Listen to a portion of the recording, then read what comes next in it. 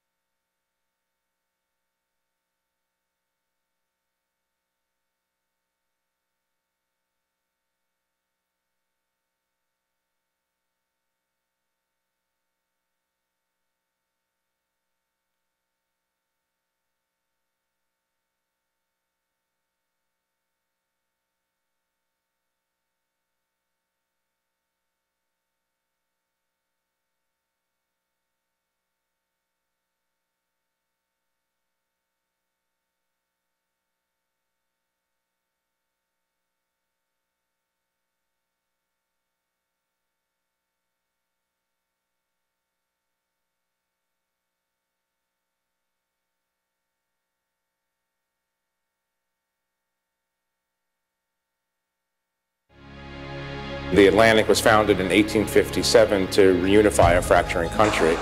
America is freedom and diversity and respect. Be as aggressive as possible and never stop the inquiry.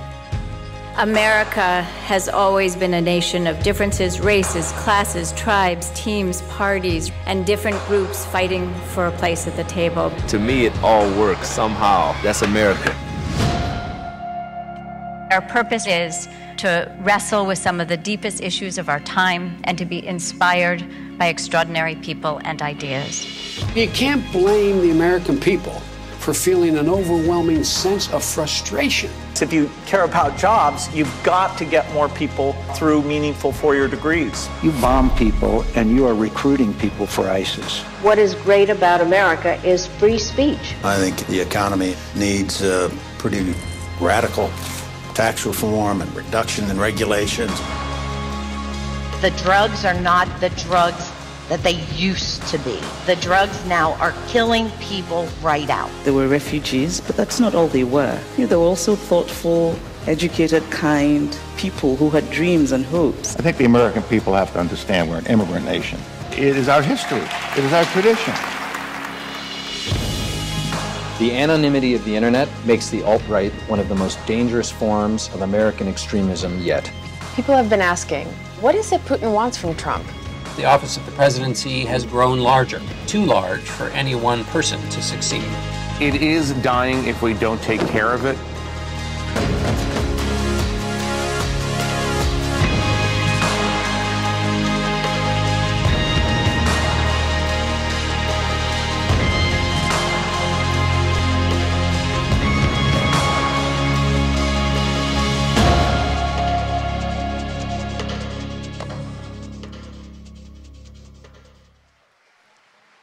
Please welcome the Atlantic's Margaret Lowe.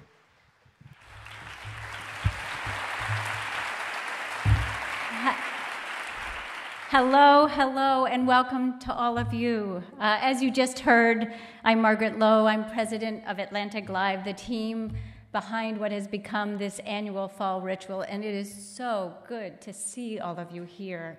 That video was a reflection of who we are and what has been, and I'm here to tell you what's in store this week. For 9 years, this was Washington Ideas, and now, in our 10th year, it's the Atlantic Festival. Our new name reflects new aspirations, and it feels fitting because this is the 3D expression of the Atlantic's journalism, and you will see that unfold across the next 3 days as you experience the Atlantic in all its dimensions. This is our most ambitious year yet. You may have noticed we have a much bigger footprint than in years past. We have taken over F Street between 7th and 8th with a big tent, symbolic as we want this Ideas stage to feel like a big tent too. And if you look at the street sign on the corner over there, you'll see that the block where that big set tent sits is also known as Walt Whitman Way. And that great American poet actually wrote for the Atlantic back in the day, and so we took it as a sign that this was all just meant to be. Speaking of Walt Whitman, it's worth noting something that he wrote in his preface to Leaves of Grass. He said, "The United States themselves are essentially the greatest poem." And as one of the writers expressed in the pages of The Atlantic not too long ago, it was actually Whitman's belief that both poetry and democracy derive their power from the ability to create a unified whole out of disparate parts. That idea is especially resonant at a time when our country is so bitterly divided. On a more cheerful note, I want to thank the weather gods, who seem to be on our side. They're on our side so far anyway, but fear not, due to one of those beautiful, anxious shower moments about a month ago, the Atlantic now owns 300 giant Gulf umbrellas, ready to escort you should the weather decide to turn.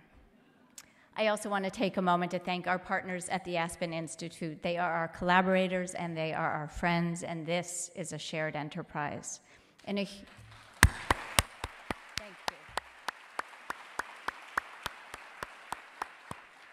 And a huge thank you to our underwriters who make this entire experience possible. The list is long, and for that we're very, very grateful.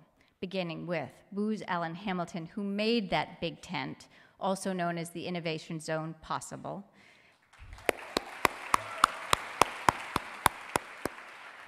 The Association of American Medical Colleges, AT&T, Caterpillar Foundation, Innova, Intel, Lockheed Martin, Pfizer, the Robert Wood Johnson Foundation, AFLEC, the Executive Office of Mayor Muriel Bowser, ExxonMobil, IBM, the MacArthur Foundation, PayPal, US Bank, and United Airlines. Thank you all.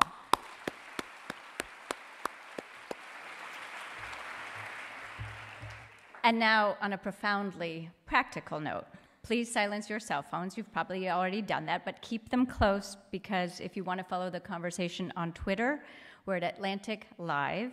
Use the hashtag #TheAtlanticFest. It's all one word. So this week, here on the Ideas stage, over the next few days, we'll hear from people who are changing our world, leaders in politics, business, sports, food, and the arts. We'll hear about technology that will change our lives, and we'll explore difficult conversations about race and about gender. I do hope that the next few days will help us make sense of this unsettled world, and that we're going to have a little fun too. There's going to be music, there's going to be dance, and we're going to have some stretch breaks along the way. And I will also count on all of you to be respectful to everyone who we have asked to grace this stage.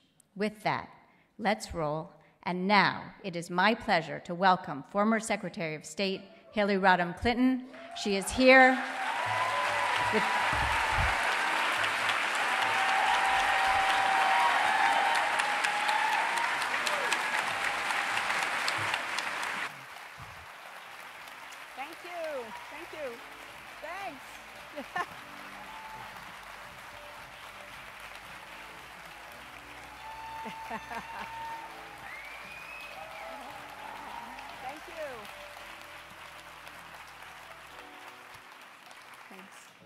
They like you. They like you. They really like you.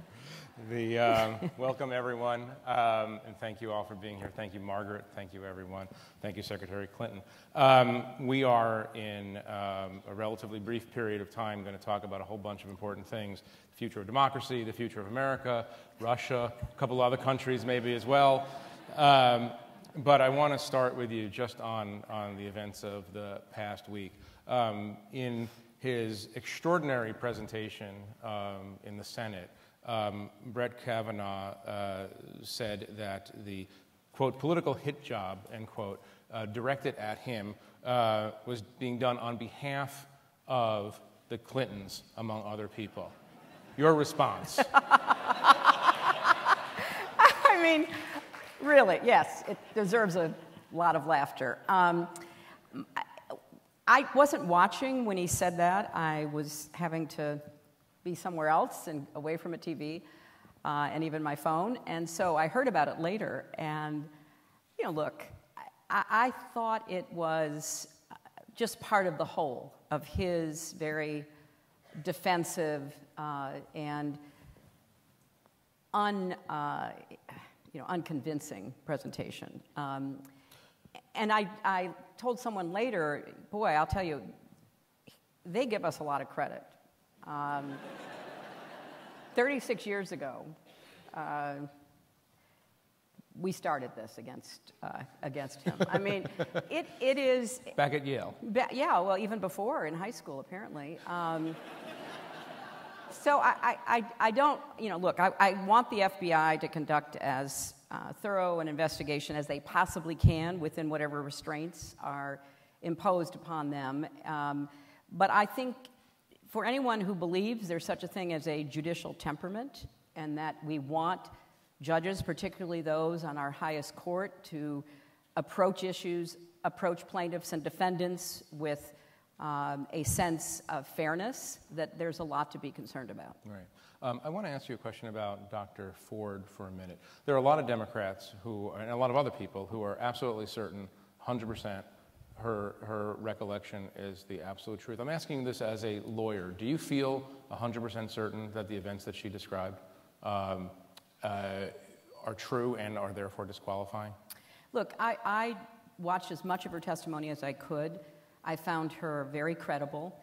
You have to ask yourself, why would anybody put themselves through this if they did not believe that they had important information to convey to the Senate? She basically said that. She thought it was her civic duty. So I found her presentation, I found her willingness to say, I don't remember that, but I remember this, to be very convincing. And I felt a great swell of, pride that she would be willing to put herself out there under these circumstances. Could you frame this a little bit in the context of what we're all seeing as, or understanding to be, almost a war developing between the genders or between large factions of gender?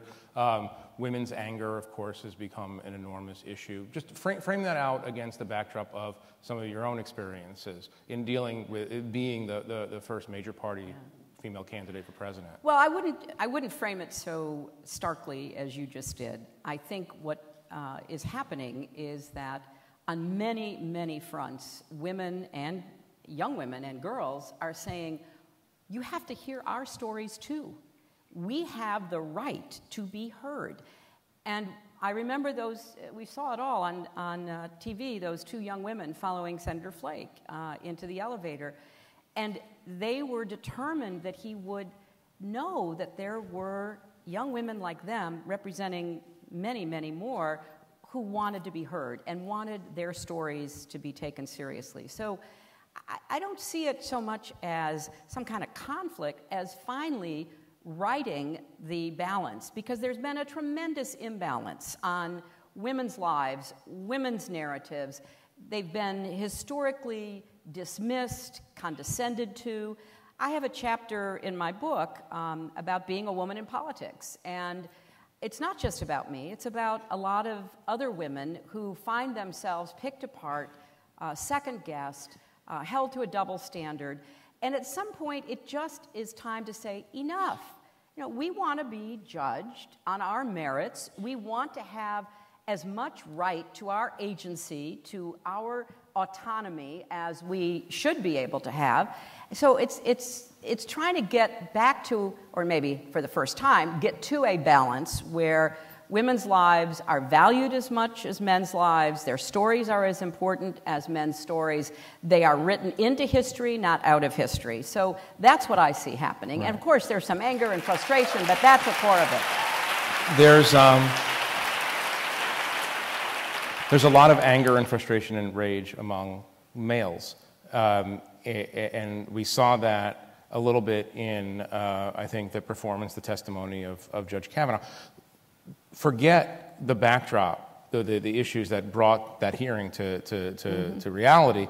Do you think that the temperament he showed in that hearing disqualifies him from the Supreme Court? And what would be the downstream consequence for the Supreme Court of someone who, in his confirmation hearing, was as obviously partisan? Yeah, no, I think talk about that a little bit. Well, these are hard questions, Jeffrey, and you know, I was in the Senate for 8 years. I voted against nominees from President George W. Bush on the basis of their positions. But I don't remember any of them, nor the most recent appointment by President Trump of Justice Gorsuch, behaving in such a way. I mean, I disagree with them about issues. I regret that they take the stands that they take. I worry about the consequences of their decisions, how it will affect, so many people and their lives and our country as a whole. But this latest example is in a different category. We have not seen anything quite like that for a long time. Justice Thomas vigorously defended himself, as some of us can remember, and it was a very painful, difficult time for Anita Hill and for many of us watching. And I remember the march of women in the House over to the Senate, because again, it very much felt like, in fact it probably was, the denial of the legitimacy of women's stories. In this case, though, the performance, the behavior was quite out of bounds. I don't ever remember anything like that. And as somebody who has testified under difficult circumstances, I would wonder about... You were never so emotional. Well, look, for 11 hours you couldn't have been, but for whatever period of time. So there is such a thing that you seek in judges of a judicious temperament. People who are able to discipline themselves, to be open to the evidence wherever it might lead, to be fair to all the litigants who are appearing before them. I'm a recovering lawyer. I used to practice law, and I was in different kinds of courts. And this was quite unusual, what we saw the other day, and certainly the senators should, on both sides of the aisle, take that into account. It's not like there's not a long list of other judges who would decide the same way. Democrats didn't necessarily all want to support Justice Gorsuch, but nobody was standing up saying that not only do I disagree with him, but I don't think he's temperamentally fit for the bench. So there's a long list of people that could be chosen from in order to get to the same result in terms of the issues that are important to this president and the Republicans in Congress. Right. So just before we close this out, no vast left-wing conspiracy organized by you against Brett Kavanaugh. It would have had to have happened starting 36 years ago, and that seems a stretch even for the vast right-wing conspiracy stories about me. Can I ask you a question about that language? I understand the situation which gave rise to the expression vast right-wing conspiracy, but given where political discourse has gone, do you regret using that kind of language? Do you think that over the past 15, 20 years we all have not been as careful as we should have been about the way we describe political opposition, political opponents? Well, look, when I said that, I was aware of a very well-organized effort that had been going on for some years. It didn't start in the 90s, it predates the 90s, of powerful interests on both economic and ideological grounds trying to undo a lot of the progress that we'd made as a country. They were against, some of them against the New Deal, maybe some against, the progressive era back in the turn of the last century. But they were certainly against the Great Society, against a lot of what President Johnson was able to accomplish in terms of supporting people, providing Medicaid, providing Medicare. There is a very significant and influential and well-funded and quite persistent effort in the country that has been going on for quite some time.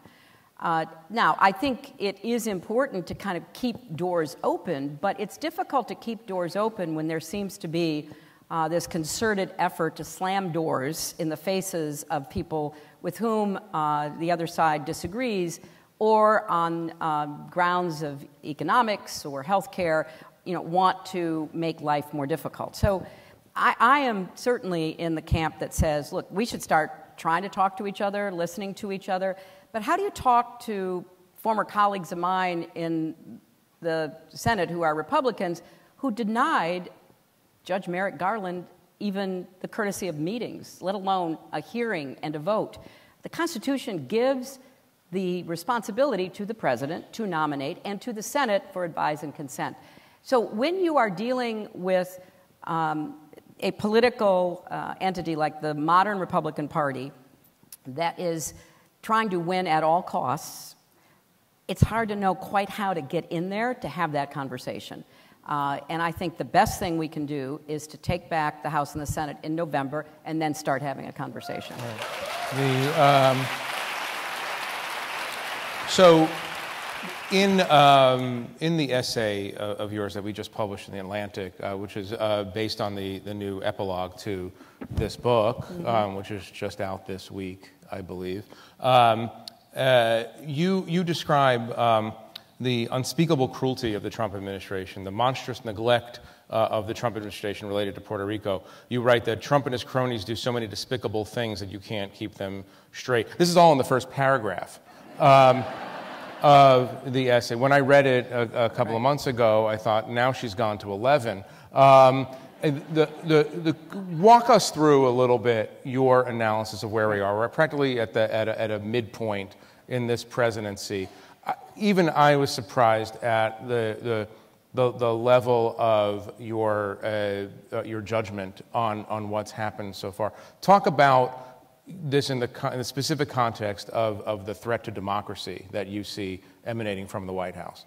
Well, I would have wanted it to be different. I said in my concession speech we needed to give the president an open mind and try to come together as a country. And from the beginning, starting with the speech he gave at the inauguration, it was clear that that was not his intention. He was not going to be reaching out to the country, to people who had voted against him, who had doubts about him. He wanted to just double down on the people who supported him. That's one thing. That's a political calculation. But then the policies of the administration. Now, there did seem to be two major substantive reasons why people, Republicans, would have supported him despite the doubts of other Republicans. One, cut taxes, cut it to the bone, disable the government as much as possible, throw us into exploding deficits and unbelievable debt, then go after Social Security and Medicare and Medicaid, which they've never liked anyway, and they're on their path to doing that. And they seem almost gleeful about it. You know, their budget process up on the Hill right now is all about how do we take money out of Social Security, Medicare, and Medicaid, using the excuse that, well, we're going to have these big deficits and debts. And, of course, they are the ones who have really hit the ignition on having such a fiscally irresponsible policy. They also wanted to get the Supreme Court majority so they could continue to side with corporations. They could continue to move toward restricting, if not overturning, Roe v. Wade. They could continue to protect big political interests like they did with Citizens United in terms of undisclosed money. And they could continue to shrink the electorate, which they did with the Voting Rights Act, which has spawned this explosion of suppression. He's effective as president, isn't he? Well, he has Republicans in the Congress who go along with him. I'm looking at trade this week. I'm looking at. Well, look, it's not like everything he does all day is bad. There are things that occasionally, much to my surprise, do pop up and say, okay. I mean, basically, he took the much reviled Trans-Pacific Partnership Act, and he took elements out of it that the Obama administration had negotiated and stuck them into what is the latest iteration, NAFTA 2.0. But here's what I've been more concerned about. Put aside even the judicial threats to individual rights, to our future as a nation together, and put aside the economic damage that is going to be done in the medium term. I say in my afterword, there are these concerted assaults on our democracy, degrading the rule of law. We have seen it every week of this administration. The kind of insulting comments made about the FBI, about our intelligence agencies, about the whole law enforcement process of our country, and trying to go after individuals and make them the signals to others in the Justice Department and elsewhere that we're preferring to be a rule of men, preferably one man, as opposed to the rule of law. So degrading the rule of law. Delegitimizing our elections. I mean, the ongoing threat from the Russians, from the kind of tactics we saw in 2016 has not abated. It is still there. They were successful. They're not going away.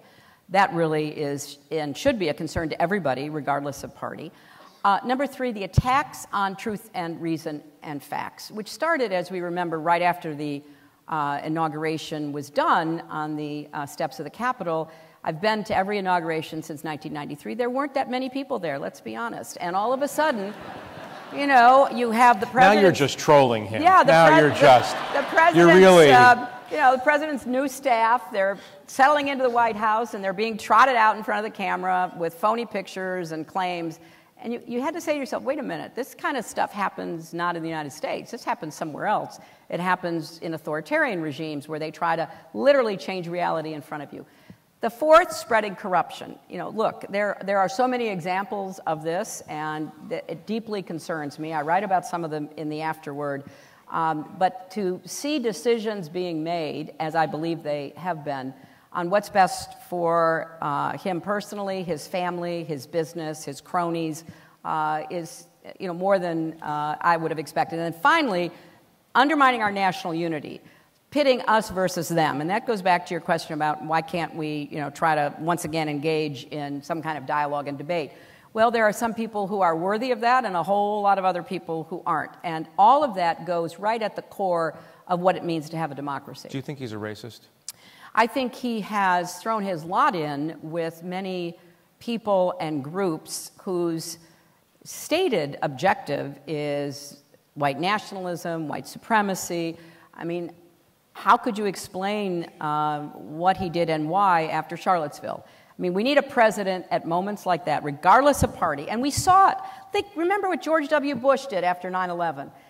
He went to a mosque. He went to a gathering place for American Muslims in order to say, we're not at war with you.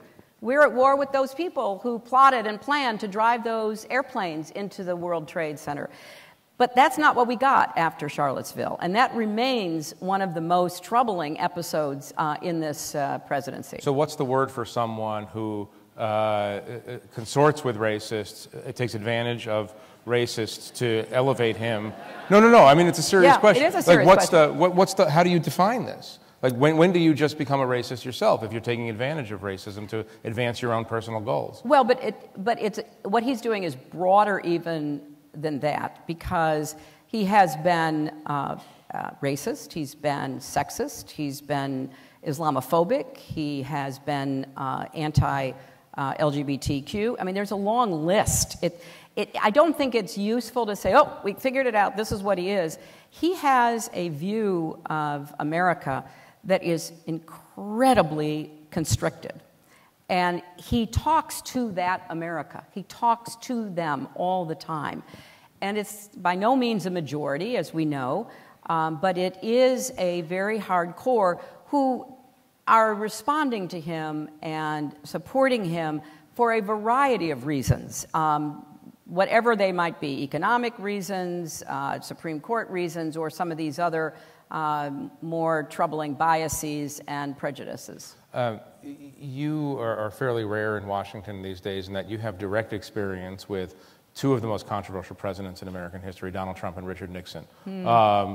Talk about the two of them. Talk about, maybe it's too early in Trump's term to render a judgment, but Richard Nixon, Donald Trump, who's the worst president? Well, yeah, I will leave that to history. What Jeffrey's referring to is that when I was a very young lawyer, I was on the House Judiciary Impeachment Inquiry staff, gathering evidence at the direction of the House Judiciary Committee to determine whether Richard Nixon should be impeached. You cannot make my life up, I will just tell you that. So I was very young. I was working with superb lawyers, and I will tell you what was most significant to me is that there was no prejudging. We were told the way we had to proceed was to collect facts, and the facts would then lead to other facts, which would lead to conclusions. But we were not to jump to conclusions, and in those days, this was obviously pre-computer. The way we collected our facts was on index cards, and we had thousands and thousands of index cards. But I so respected both the Democratic and Republican lead lawyers in the way that they conducted themselves. You know, Richard Nixon is in many ways a tragic figure, I think. I think that, you know, there were many things he did that again, were quite laudatory from my perspective. The Environmental Protection Agency, the Legal Services Corporation. He started a lot of institutions within Washington. He was willing to look at problems and try to, you know, fix them. But he became fixated on his position, his power, his enemies, his adversaries, and that's when he went awry. He went after them. He went after them through burglaries. I mean, you think about it, you know, the Watergate burglars stole paper. The Russian burglars stole online cyber material. Same purpose, to win elections, to put down your opponent. So there are some similarities, but I think that it would be difficult at this time, certainly, to draw those parallels. I think, again, what I would want, is no prejudgment. You go with the facts wherever the facts lead you. If you've read Mueller's 2 indictments, which if you're interested, I recommend because they tell quite a story. They are so precise and they are so detailed. One about the social media interference, weaponization of information by the Russians and their proxies, their bots and their trolls and everybody else, even real Russian agents who were embedded in our country, who were running false news sites and the like. And the second indictment is chapter and verse about the hacking. Not only the hacking of the DNC and the hacking of John Podesta, but the hacking of the DNC cloud and the theft of information that we were using to target undecided or persuadable voters. So it's worth looking at that because not to go backwards, but to go forwards, and frankly to go forwards to November 6th, we don't know what's happening right now. I wish we did. I wish we had a government that actually cared about the level of attack that is happening. But more and more reporters, more and more political scientists are really digging deep and uncovering a lot along with the Mueller investigation. Do you think that the Trump administration and the 8 various agencies are doing enough to stop what you're describing as a continued... No. But I mean, look at the Congress just a few weeks ago refused to pass a bipartisan piece of legislation to provide more support to states to protect themselves against further intrusions and thefts of information, maybe interferences with the machines. We now know that the machines are eminently hackable, and very few states have taken the necessary steps to protect themselves against that.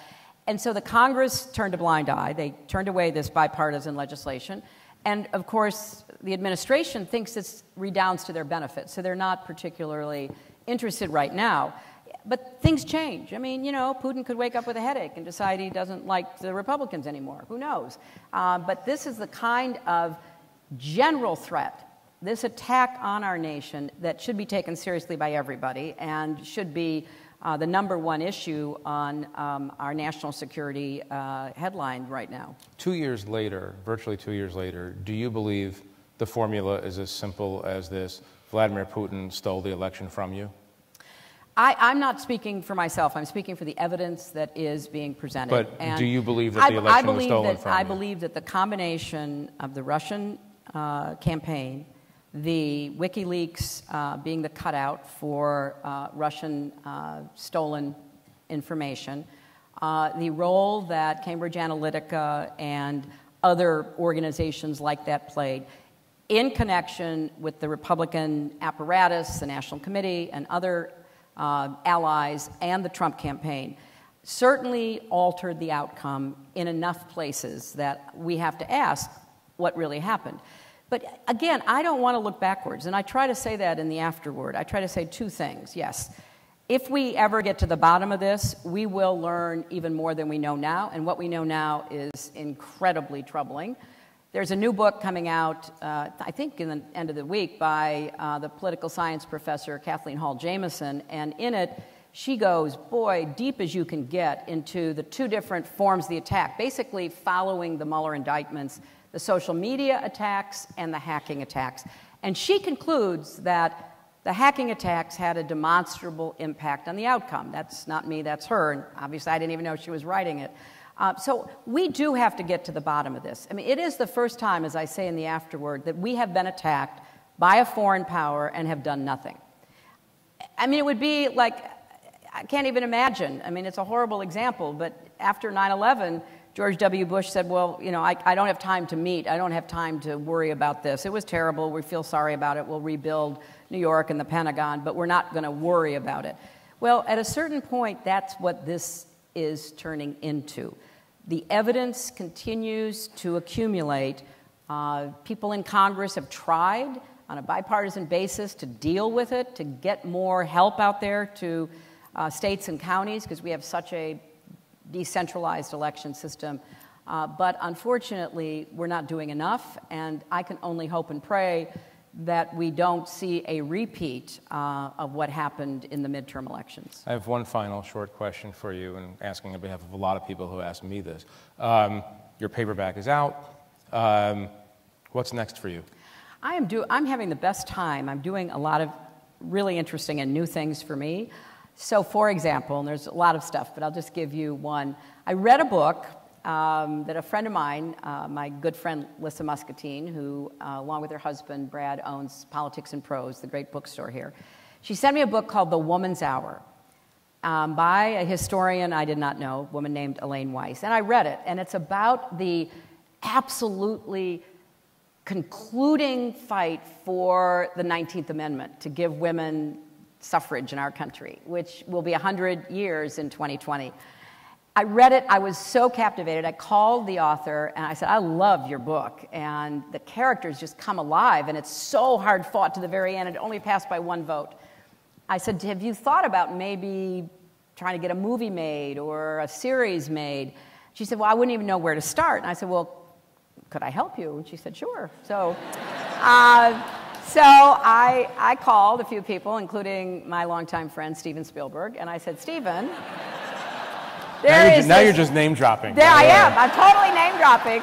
I said, there is this fabulous book about the fight to pass suffrage in the last state, Tennessee. It takes place in Nashville in July and August of 2020 and 1920. And I said, I think it would be a great movie series. And so he said, well, we'll read it. We'll look at it. They loved it. So we're going to be working on that. And I'm going to be working on that. I'm very excited about it. Secretary Clinton, thank you very much for joining us today. Thank you all. Everyone. Thank you. This is a great space. I've never been in here. No, what?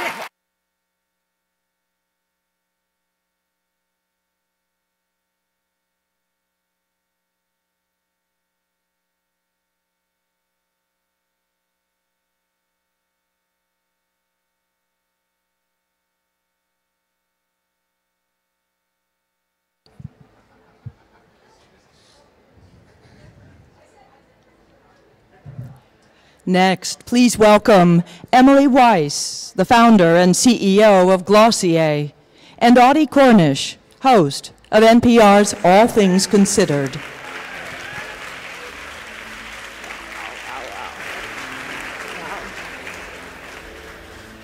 Hey, everybody.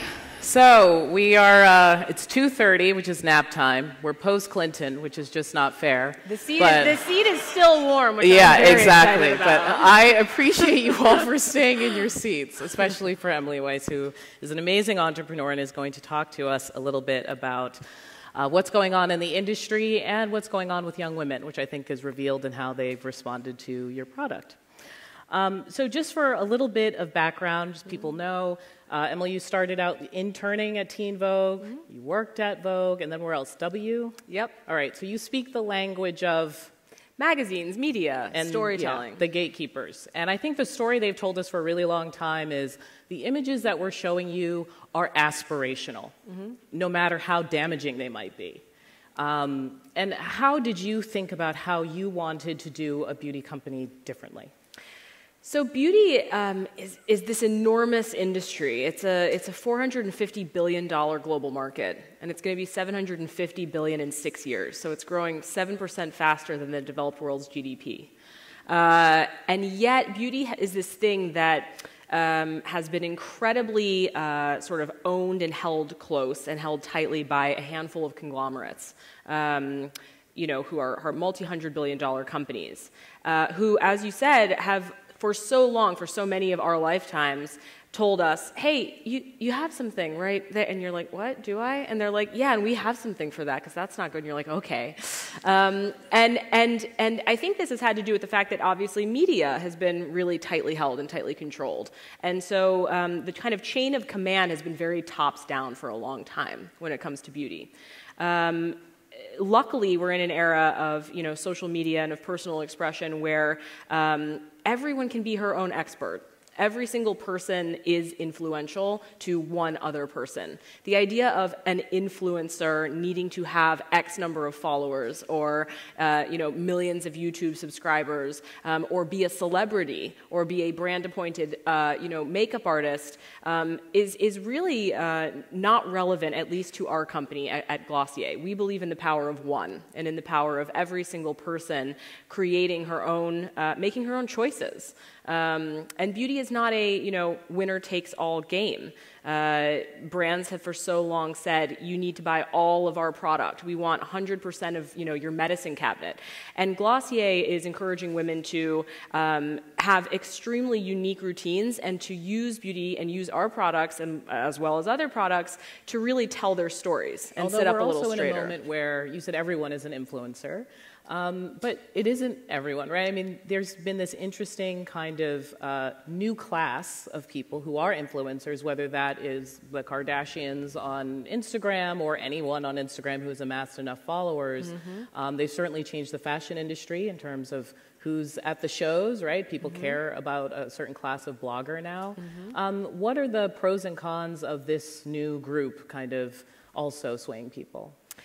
It's interesting. I think in the same way that, the Kardashians have this style and this one style of makeup, there's also an entirely other group of young women who are embracing a very natural, makeup look. So, Glossier has, customers into the millions, and these are women, some of whom aspire to be like a Kardashian, and with, maybe 30 products and very visible makeup, and others aspire to have more of a natural look. And so I think the most interesting part of where we're at today culturally, and especially with beauty paradigms and beauty norms, is that there's not a, one trend. There's not a, look of 2018 that will go down in history in the same way that maybe in the 70s it was Farrah Fawcett, or, in the 80s it was, I was going to say Chrissy Teigen, but it's Christy Brinkley.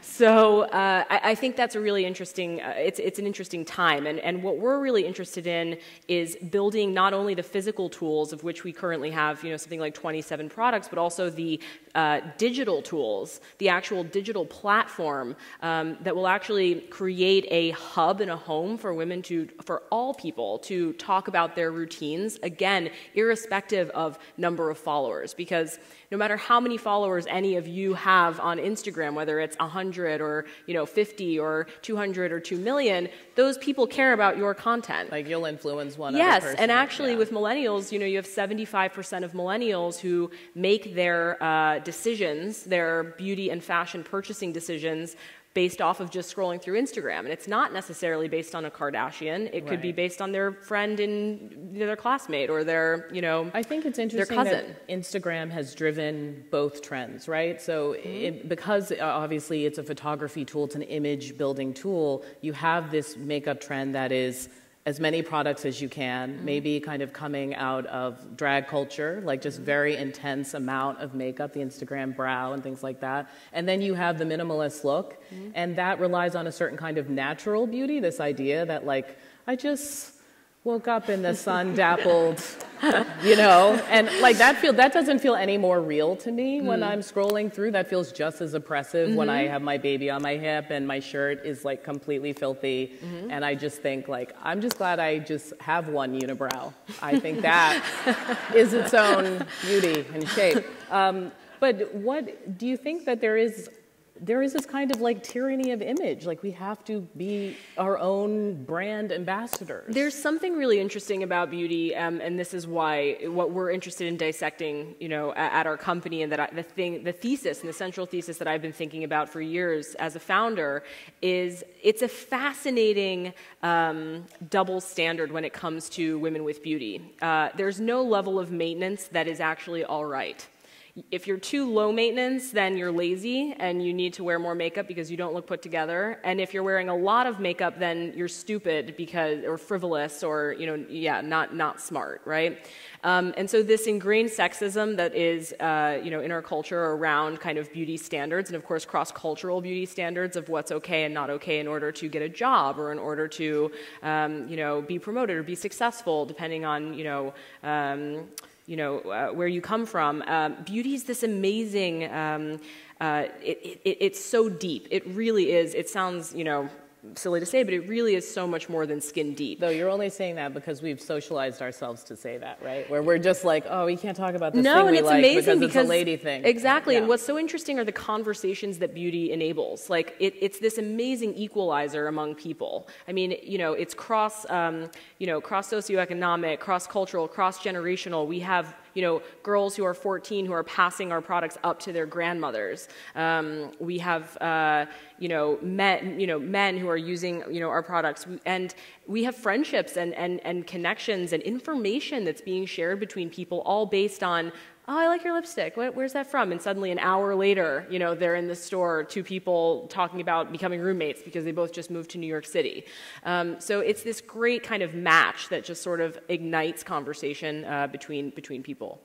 You mentioned kind of the cross-cultural issues, and I think that Fenty Beauty and the launch of that created a big discussion, even though there have been product lines that were more inclusive to women of color in a broader range of colors. This one, maybe because she's so mainstream a pop star, maybe it was such a big launch, really forced a lot of people to talk about this more. But when you're just starting a company, that's not an easy thing to do, right? So how did you think about, how do we make this inclusive so it's not just like 5 pale pink bottles? I think thinking about, inclusivity and diversity at the same time is what has been so important for us and what a lot of the larger beauty companies have failed to do. But is the industry built for it? I mean, can you go to a chemist and they're like, oh, I have something for this? Absolutely, but I think what's so interesting is, you can create a shade of foundation that is deep or, for a certain group of people, but if you're not showing those models, if you're not showing those women, women of color alongside, like in equal proportion or more so than, women with lighter skin, then you're not actually you might be being, creating a diverse range, but you're not actually being inclusive of that community. And so if you open an Instagram page of, a brand, maybe a larger brand or something, and you can quickly see, do I see myself here? And is that something you picked up through social media, or is that like, when did you have that realization? Because as we know, much of the industry does not. I think it's just the world we live in. And I think, we have to build the world we want to live in. We have to show, the people who are around us and the people who we want to see. And we have to provide an opportunity through our products and through our images and through our company for everyone to be a part of this beauty conversation. That's just what we're here to do. I think one thing with all of these brands, and especially a brand like yours, which reminds me of like an Apple, right? Mm-hmm. Or Bobbi Brown when she came out. Yeah, thank you. I know you're doing good numbers. Apple is like a good comparison. Do we want brands to be our friend? It feels like it's an extension of our political tribalism, right? I don't just like this product. I identify with these people. Like, these are my sisters. These are blah, blah, blah. And you're like, oh, it's lip gloss. Could also be that. Yeah. Maybe not. It's a really good question. I think all of us can think about things we consume and think about whether we consume them just at a very base product level. This, toilet paper is great. I'm not a Charmin girl. I just love this toilet paper. Yeah, but someone at Charmin is like sitting there trying to figure out. Someone at Charmin's trying to come up with a hashtag that's like hashtag Charmin girls. Like, I hope everyone's going to use it, but maybe they're not. No offense, Charmin. But no, I think what's important is to, especially a millennial audience, but to all of us is, what are the values? How do you see and feel the values of this company? And what is this company encouraging me to do? Are they just encouraging me to purchase this product? Or are they encouraging me to share my story? Are they encouraging me to use my voice in an authentic and meaningful way? The flip side of that is when someone fails in the perceived values, right? Let's say like an Uber. That CEO and that company takes a hit. I mean, is this what we're asking of CEOs right now? I think it's, it's interesting. I think for us, the way we think about our company is very much twofold. We sort of have two constituencies. We have our customers and we have our employees. And both of them really build our company. I mean, we're a 4-year-old business. We've grown, we went from 4 people in an office 4 years ago to 180 people globally today with, 100% plus, hundreds of percent growth year over year. And so I think all you can do when you're this living, breathing organism that is a startup company is be the sum of your parts. And so I think it's about who we surround ourselves with and what they care about, and having this collective group that cares about the things that we have as our values, inclusivity being the first one, and a desire for people to be active, to be proactive, to use their voice to talk about what they care about. What is next for Glossier? I mean, if you are thinking about where you want this company to go, we hear so many people who their model is to build something and then hope someone bigger buys it. For you, what would you like to do next? So, our mission has been and continues to be to give voice through beauty. So again, using beauty as this tool to tell your own story.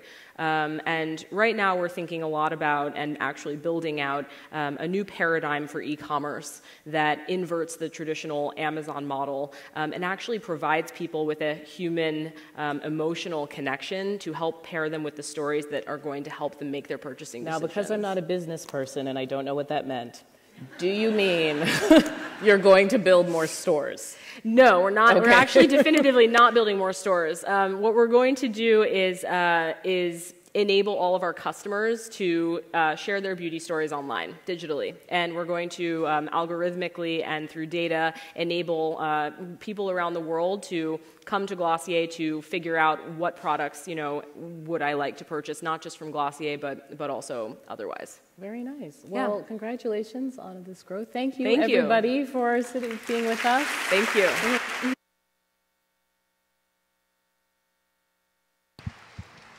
For a session produced by our underwriter, please welcome Dr. Darrell Kirch.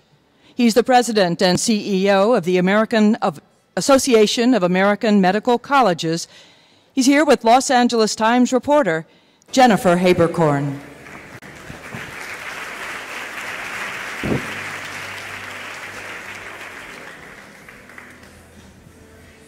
Hi, good afternoon. Good afternoon. It's great to be here. The festival's off to a wonderful start. It is. Dr. Kirch, I'm excited to talk to you about the future of the American physician. And I thought we'd set the stage with an issue that is coming down the pike, whether we like it or not, the aging baby boomer population. They're going to be, presumably overwhelming the healthcare system in just a couple of years. Some estimates are that there's 10,000 baby boomers retiring every day, and they're going to need healthcare. How are you thinking about whether there's going to be enough doctors to take care of all those people?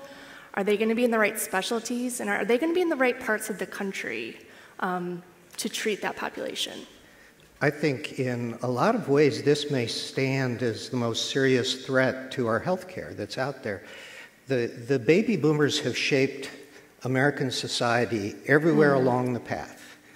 And now they're going to be aging, they're going to be living with more medical problems, and they're going to be living longer. And our calculations show that at the time the last boomers are turning 65 in the year 2030, we'll be short somewhere between 42,000 and 121,000 physicians in the United States.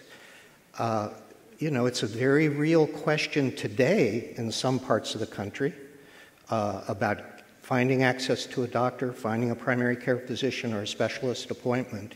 This is just going to build and build and build.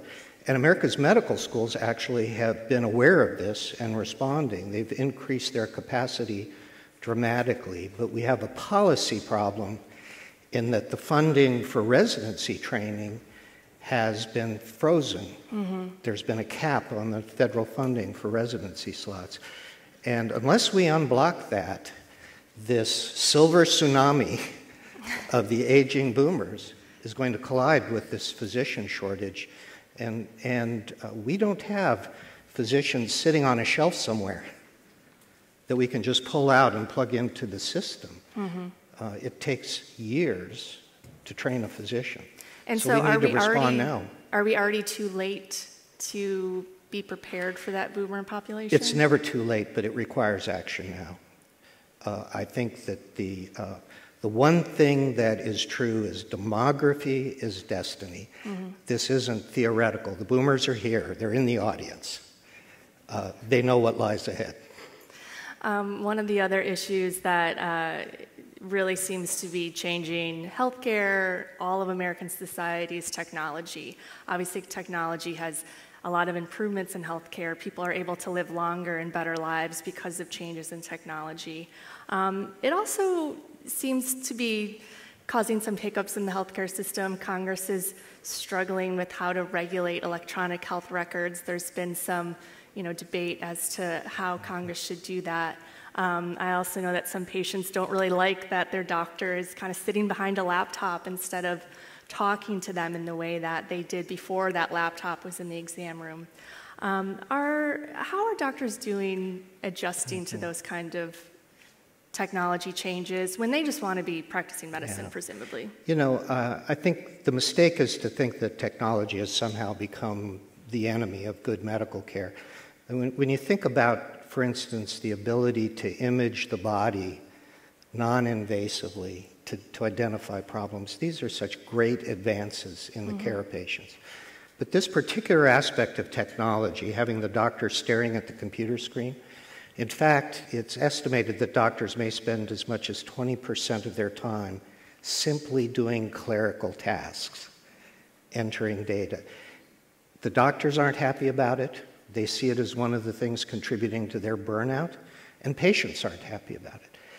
But rather than go back to the dark ages of paper records, I think there's great potential. I'll make a prediction that easily within the next 10 to 15 years, instead of the doctor laboring over a keyboard, they will have artificial intelligence in the form of a digital assistant at their side that will be able to handle information. It will be able to use the spoken voice. Some kind of robot? A friendly robot. Okay. A digital assistant. A C-3PO. Yes, a good guy. Okay. But just imagine that. If it could produce the note, if the doctor could just say, renew prescriptions for XYZ, and they were immediately emailed to the pharmacy, then the doctor could actually spend more time being the human being saying, so what's important to you now? What do you value in your health care? how would you think the best approach to treating your diabetes is? It could actually restore the human relationship. Right now it's been disrupted by the current clunky electronic health record, but we can get to a much better place. Another possible disruption in the healthcare system is politics. It seems like the last 10 years, politicians haven't been able to avoid making healthcare such a political conversation as we talk about the 2010 healthcare law. And no matter what happens in the midterms, it seems like the debate as to whether to shore up the Affordable Care Act is going to come back. And then you have Democrats looking ahead to 2020 are talking about Medicare for all, both of which, you know, are pretty significant changes to the healthcare system.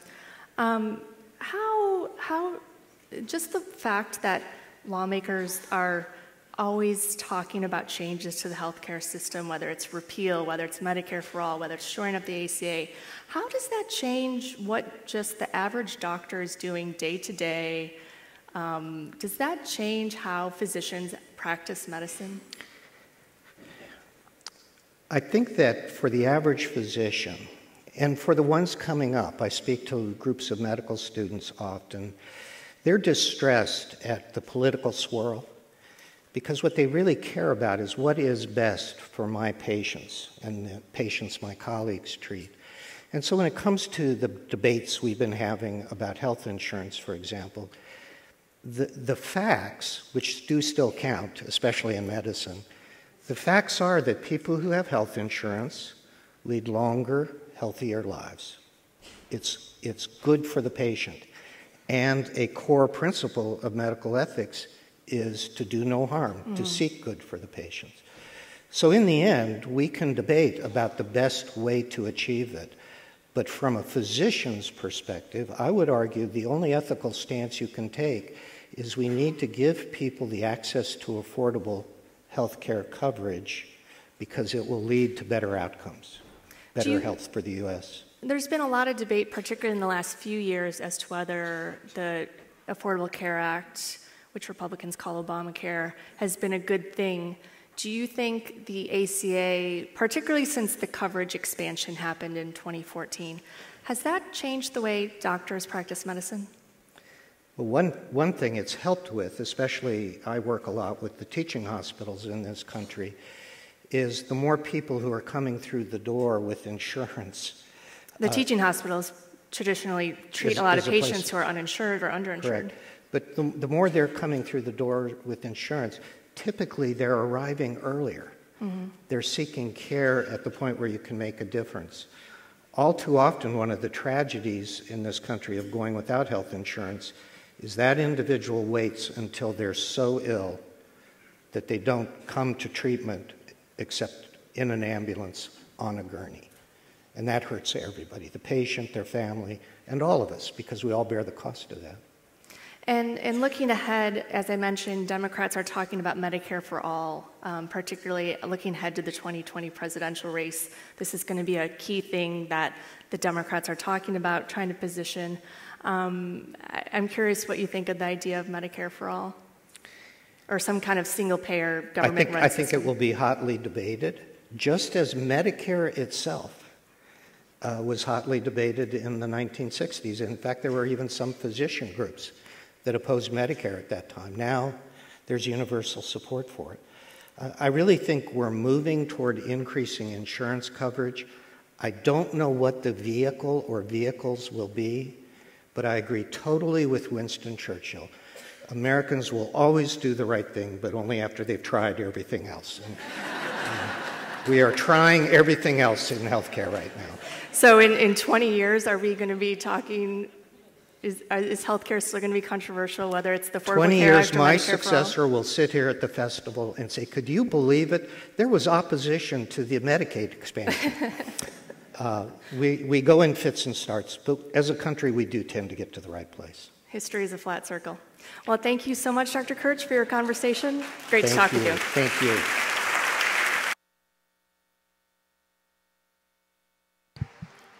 Please welcome Andrew Eng, the General Partner at AI Fund, and with him, Atlantic Senior Editor Ross Anderson.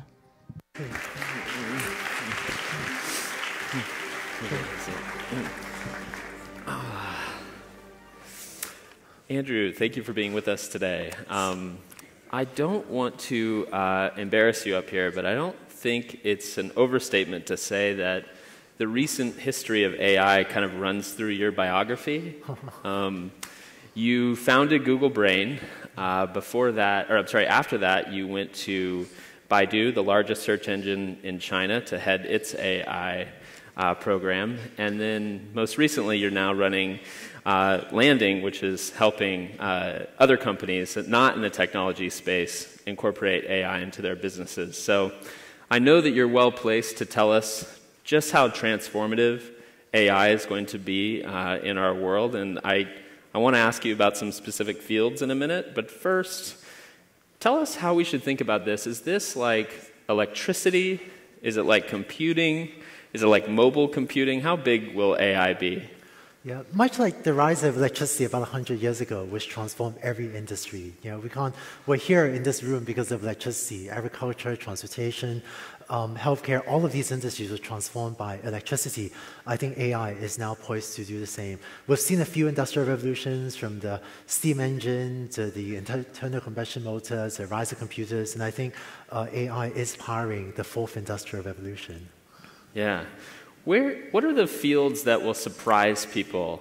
I think that we all expect most internet applications or digital interfaces to be sort of relatively, if they're not AI dependent now and using AI very loosely to include, machine learning and whatnot. What are the things that will sneak up on people? A lot of best technology disappears into the background. And so all of you are using AI already dozens of times a day without knowing it. Every time you use a web search engine, every time you open your email and the spam filter saves you from spam email, every time you use Amazon Echo or Google Home or Apple Siri, every time you use a credit card and something is checking if your credit card has been stolen, all that is AI today. One of the strange things about AI is that it always feels like a futuristic technology. In our field, we distinguish between artificial narrow intelligence, which is AI that does one thing really, really well, and that turns out to be incredibly valuable or transform multiple industries. But the public sphere has had a bit of hype, unnecessary hype, I think, about artificial general intelligence, which is maybe sentient AI, superintelligence, AI that could do everything a human can do. We don't see a clear path to building that. And I think the rapid progress in artificial narrow intelligence, which is incredibly transformative, is giving us self-driving cars, hopefully improved healthcare, personalized tutors, so building up to all these things. That progress in artificial narrow intelligence is making the public see progress in AI, but there isn't, in my opinion, much progress at all on artificial general intelligence, and so some of that fear and hype is overblown and unnecessary. All right, no killer robots. People always ask me about jobs when it comes to this subject, and I think that most people understand that factories have largely been automated. But white-collar workers, as I understand it, have something to fear from AI as well. And I expect here in DC there's a lawyer or two in the audience. Maybe you can correct me if I'm wrong. How deep is this going to go? I mean, what industries are going to be safe 10, 15, 20 years down the road for us to tell our kids, you should get this kind of education so you can get this job. It won't be affected by AI. Yeah, I think many jobs will be okay for a long time, but I think almost no industry is safe from disruption from AI. One thing that's happened over the last decade is the technology world, my world, has infected every industry. And in the tech world, we're used to a major disruption from, desktops to laptops, and then to mobile devices, to internet, and now AI. And because we've infected every other industry, this 5-year or so pace of disruption in tech now causes pretty much every industry to have to go through a rapid cycle of renewal. I think when you think about work in AI, I hope we'll get to a much brighter future where all of you have services that you take for granted in the future, much as all of us today take for granted electricity, or you just don't think about it, but it makes life so much better. But I think that for all of us, there's important work to do to help corporations embrace AI. I think that there's important work to do to build a new, better educational system so that people whose jobs are displaced can learn and have a chance to re-enter the workforce. And I think there's an important role for government to play as well, both to protect displaced workers as well as to help their countries navigate the rise of AI, to embrace innovation and help their economies grow faster using AI. Yeah.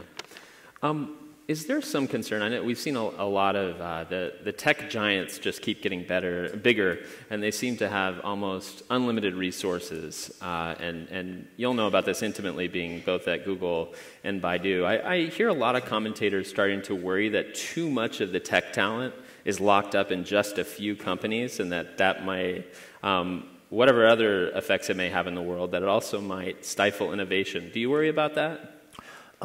I think that there is one of the risks of technology and of AI, internet and AI, is that there is greater and greater concentration of power in fewer and fewer hands, that small groups today have the ability to influence very large groups of people. In fact, we're already seeing how a small number of bad actors can disproportionately influence the number, how a very large number of people may cast their votes.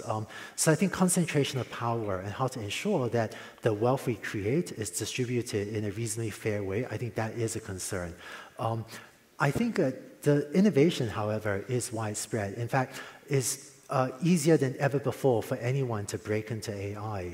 You can go onto the internet, take classes on Coursera, which I co-founded, but anyone can go online and become, with some hard work, become decently good at AI. So today, I'm seeing high school students do projects that the best AI groups in the world could not have done 3 years ago. Right? Some projects, not everything. There's still things that, but this is because of open source dissemination of knowledge in our community, and that's the pace of innovation. Now, there are still things that big tech companies could do that, almost no one else can do, but AI technologies are getting increasingly widespread, which is why there are many startups embracing AI. My team at Landing AI is helping traditional enterprises, helping things like manufacturing companies, helping agricultural companies, helping looking at healthcare companies to help them embrace AI. And I think since I built the teams that, played a large role in the AI transformation of both Google and Baidu, I think a lot of the future work to be done in AI still is to help these other industries, not just tech industries, embrace AI. And this will be very valuable for those companies, and I think also help a lot of people. Yeah. I don't think anyone has worked in the upper echelons of China's AI industry and America's also, the way that you have. Can you tell us a little bit about the difference between the two? Yeah, so I think the cultures and the strengths and weaknesses are quite different. I think today, after many decades of public and private investments, the United States is ahead in many areas of basic AI technology. So a lot of the coolest, most hard technical inventions are today still invented in the United States. I think that China is very good, very fast at taking AI products to market, and there are a few vertical areas such as face recognition and AI for mobile payments. There are a few areas where I think China is arguably, quite possibly leading the world. I think that I think that the lead that the United States has earned after so many years of hard work and public and private partner investments, I think that this lead is easier to squander than most people realize. And so I hope that the US government makes the right investments in education and basic research so that the US can maintain this lead. Thank you. Yeah. Thank you. You've running a search engine or running the AI aspect of a search engine in China. In recent weeks, Project Dragonfly has been in the news. This is Google's custom-made search engine strictly for the Chinese market that, if reports are true, is going to be adhere to the censorship regime there. Did you feel that when you were working for Baidu? Was there something different about working within a censorship regime? I personally did not come into much contact with that. I think one lesson I've learned is that So I personally did not touch much on censorship aspects. I did a little bit of work on the porn filter since I owned the image search product. So interesting war stories there. I had engineers sending me emails I considered they were not the types of emails you want to get when you wake up in the morning when they're finding bugs in that. But one lesson I've learned is in moments of technological disruption, leadership matters. And I think AI gives potential for greater concentration of power, and it's important for governments to help us navigate to a world where we do build the outcomes we want and wealth creation is fairly distributed. In this country, once upon a time, we had enough faith in our government to put a man on the moon. I think we spent over 5% of the federal budget on that project, and we got it done. We actually put that guy up on the moon. And I think that in this era, with the potential for job disruption, with potential downside of AI, potential for greater concentration of power, potential for social ills, but also a lot of potential for upside. I would love to build a better healthcare system using AI. Right? Healthcare is now 18% of US GDP. I'd love to bend the cost curve for healthcare. I'd love to give every child a better education. I think AI can help. I'd love self-driving cars to come here and be safe. I think all of these are great outcomes we can achieve with AI. But in moments like this, even though I think there are moments in history where we could wonder whether the government is on course or not. I think we have very strong democratic institutions here in the United States, and I am optimistic that with people ultimately coming, with power ultimately coming from the people, that we can navigate our society to where we could vest this great power of AI in the hands of the government and have our government through working with citizens, working with companies, help us navigate to this hopefully much brighter future. Yeah, I mean, to that end, Xi Jinping has sort of said repeatedly that for China to thrive, it has to be #1 in science and technology, and has specifically name-checked artificial intelligence as part of a kind of what he's called an AI superpower strategy. You often hear people talking now about a global AI race shaping up, not unlike the space race of the 1960s that you just referenced. I wonder, do you think that competition will play out in the private sector or in more of a national security context? With the rise of electricity, different countries built up their own electric grids, and it wasn't really a race, right? So just because the US has a better electric grid, that doesn't make any other country, that doesn't make China or India or Singapore's electric grid any worse off. And I think it's great. I'm very happy that Singapore has a strong electric grid, and I think that the cross-border learnings actually allows all of us to build better electric grids. And I think so too it is with AI. It is a superpower. Not all of its effects are good. There is a potential for job displacement. There's potential for maybe undermining democracy. There's potential for undesirable AI bias. And I think we should. Governments and companies should step up and solve all these problems. But I think that just as the rise of electricity wasn't really a race, you could present it as a race, I think neither does the rise of AI have to be.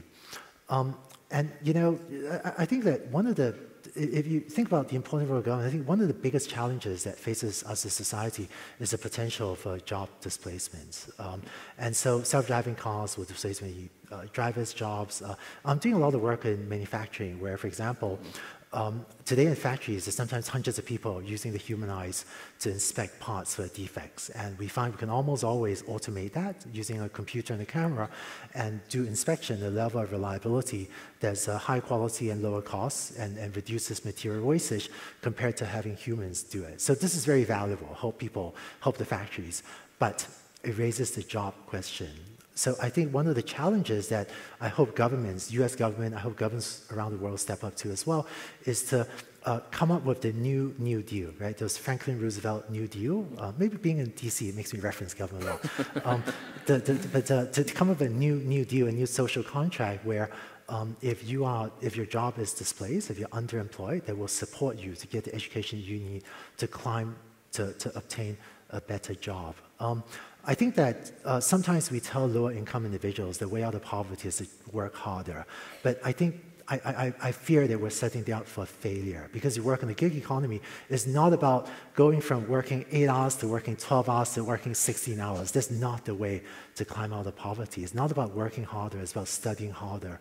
And with the rise of digital content, Coursera, YouTube video, books, I think we actually have the way to do that, and I hope the government can put in place the right structures, conditional basic income or other ideas, to help citizens, so kind of a new social contract to give everyone a shot at this type of meaningful work. All right. Andrew, thanks for being with us.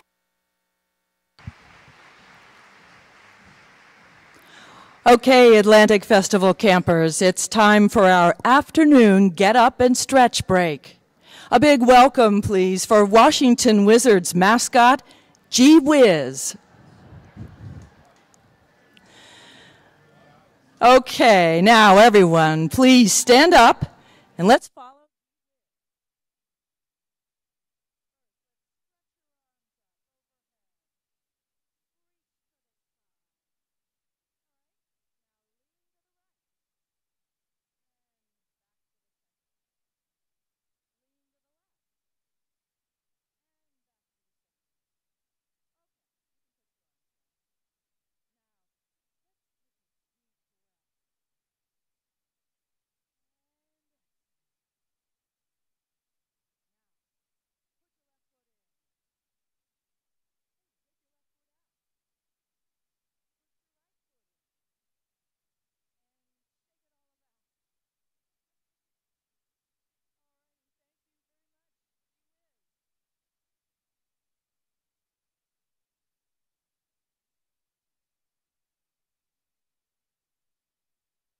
Now, please welcome Jeffrey Rosen, President and CEO of the National Constitution Center, and Reihan Salam, the Executive Editor of The National Review. They're here with Atlantic Contributing Editor, Alex Wagner.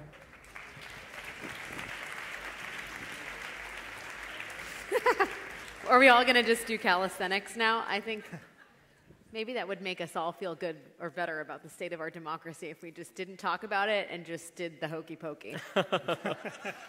Thank you, Gee Whiz. We sit in Washington, D.C. at the precipice of what feels like a huge moment for our democracy. And it also feels like the ties that bind us together in this project we call the United States are fraying. So let me just begin this conversation with a big question to both of you guys. Have we devolved hopelessly into factionalism, or is there a light at the end of the tunnel? So the piece in the issue of The Atlantic argues that you wrote. That I wrote, at Jeff Goldberg's suggestion, because he asked me what would Madison have made of American democracy today. That was the impetus for this special issue. And it was a really important question, and I tried to answer it. And the answer is not an optimistic one. It says that we're living in a Madisonian dystopia. Madison's central concern when he came to Philadelphia in 1787 was fears of demagogues and the mob. He had been reading about the history of failed democracies like Greece and Rome, which had elevated demagogues like Cleon, who seduced the 6,000-person Athenian assembly. And Madison said, I recited this morning as a party trick, so I can't usually recite the Federalist Papers, but here we go. Federalist 55. In all very large assemblies of any number conceived, passion never fails to wrest the scepter from reason. Even if every Athenian had been Socrates, Athens would still have been a mob. So Madison's central problem is mobs, which he defines as a majority or a minority animated by reason, by passion rather than reason, devoted to private interest rather than the public good. His solution is a representative republic where wise representatives filter populist passions. He thinks the large size of America will make it hard for mobs to discover each other and mobilize, and he sets up a series of cooling mechanisms to prevent passion from triumphing and to allow reason majorities to prevail. And they include checks and balances, separation of powers, federalism, the Electoral College, the indirect election of senators. All of the mechanisms that he put in place are now under siege for reasons we can talk about, and then we've got another 10 minutes and we can solve this problem. Well, and let's talk about how some of the diagnoses you make, Jeff, the polarization in Congress, Reihan. We are now looking, I mean, this is an interesting week to talk about it because Earlier today, we heard from Jeff Flake and Chris Coons, who are working in a bipartisan fashion for the moment on the Brett Kavanaugh nomination. Do you think the country is truly hungry for more bipartisanship, or tribalism is the order of the day? Well, I do believe that when you're looking at rank-and-file voters, they are choosing between parties that are themselves highly polarized, not necessarily because that reflects the sensibilities of voters at large, but rather because there are all kinds of dynamics that have gotten us to that impasse. So when you're thinking about the actual complexity of public opinion and the extent to which that complexity is not being conveyed in our legislative institutions, is not reflected among our lawmakers, you have to start thinking about institutional change. There is a sociologist, Andreas Wimmer, who's written this really fascinating work on looking at divided societies. And the fact that in many societies, the reason why you don't have a lot of national solidarity, a lot of allegiance to shared symbols, is because there are many people who feel disenfranchised, they feel marginalized, they feel excluded. And I see this very clearly in our electoral politics. When you think about New York City is a place that we think of as monolithically left of center. In fact, New York City is home to many right of center voters, but the nature of our electoral institutions is such that they are not reflected in the legislature. They're not reflected in our debates. Similarly, there are many rural areas that are overwhelmingly represented by, let's say right of center lawmakers, yet there are actually many left of center people in those constituencies. So when you think about a political system that would actually properly reflect those differences, and when you think about the fact that some of our diversity, some of our ethnic and cultural diversity, is now not in hyper-segregated enclaves, but rather distributed across the map, there is a serious problem of the lack of representation of these kind of distinctive constituencies that could play a kind of bridge-building role in our politics if we actually opened ourselves up to representing them. We're at a moment, and you talk about this in the article, Jeff, where passions have been inflamed. And in fact, politicians directly appeal to those passions. What is the way out of that when passions drive media coverage, they drive campaign sloganeering, they drive votes in a lot of races? What is the path forward beyond this highly emotional, deeply charged American politic? The path forward has to be institutional and technological.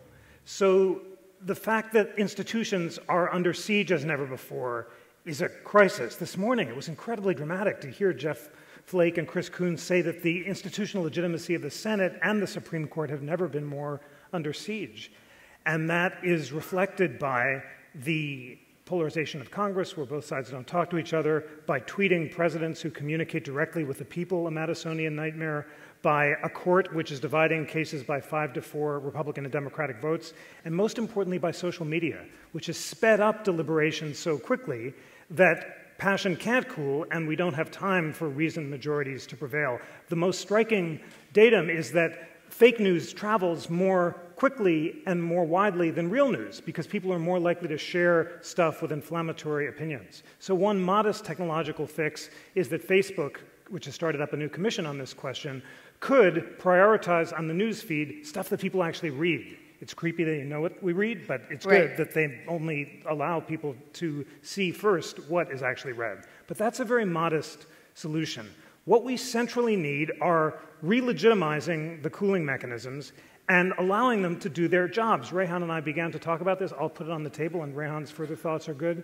The Senate was conceived as a fully equal body to the president. It would make its own independent constitutional judgments and would use its subpoena power and investigatory power to form conclusions. So, and Senator Ben Sasse has been talking about this, as has Senator Coons. There's no reason to delegate to the FBI, say, an investigation. The Senate can do it on itself. And the Senate and the President are supposed to, before voting on bills, make judgments about their constitutionality. It's the most amazing thing to read 19th century debates before the Civil War and to see Clay and Webster talking in constitutional terms about whether the Missouri Compromise or the Compromise of 1850 should be passed. And I should say also, Senators Coons and Mike Lee are the chair of a commission that the Constitution Center has set up called a Madisonian Constitution for All, asking the question how can we resurrect Madisonian values? And Senator Coons said this morning that he's committed to trying to have a constitutional debate on the floor of the Senate, hopefully with Senator Lee, about, for example, a question like the constitutionality of the Independent Counsel Act, which is a question about which there are good constitutional arguments on both sides. So I think that taking things out of the partisan arena, having the Senate debate things in constitutional terms, reinstating things like regular order, which slow things down rather than allowing party line votes, and other institutional changes would achieve the main goal, which is just to slow down deliberation so that reason rather than passion can prevail. Raihan, do you feel like this moment in the Senate, since it is supposed to be the cooling saucer, I believe, right? George Washington, is this moment exemplary of the Senate being the cooling saucer, or is it the very opposite, that passions are inflamed in even the Senate, so it no longer is performing its cooling function? How do you see this present moment? You and Jeff have both thought very deeply about these institutional questions. My own view is that there are things happening in the country. There is class and ethnic stratification. These developments are real, and our politicians, they're responding to them in some ways.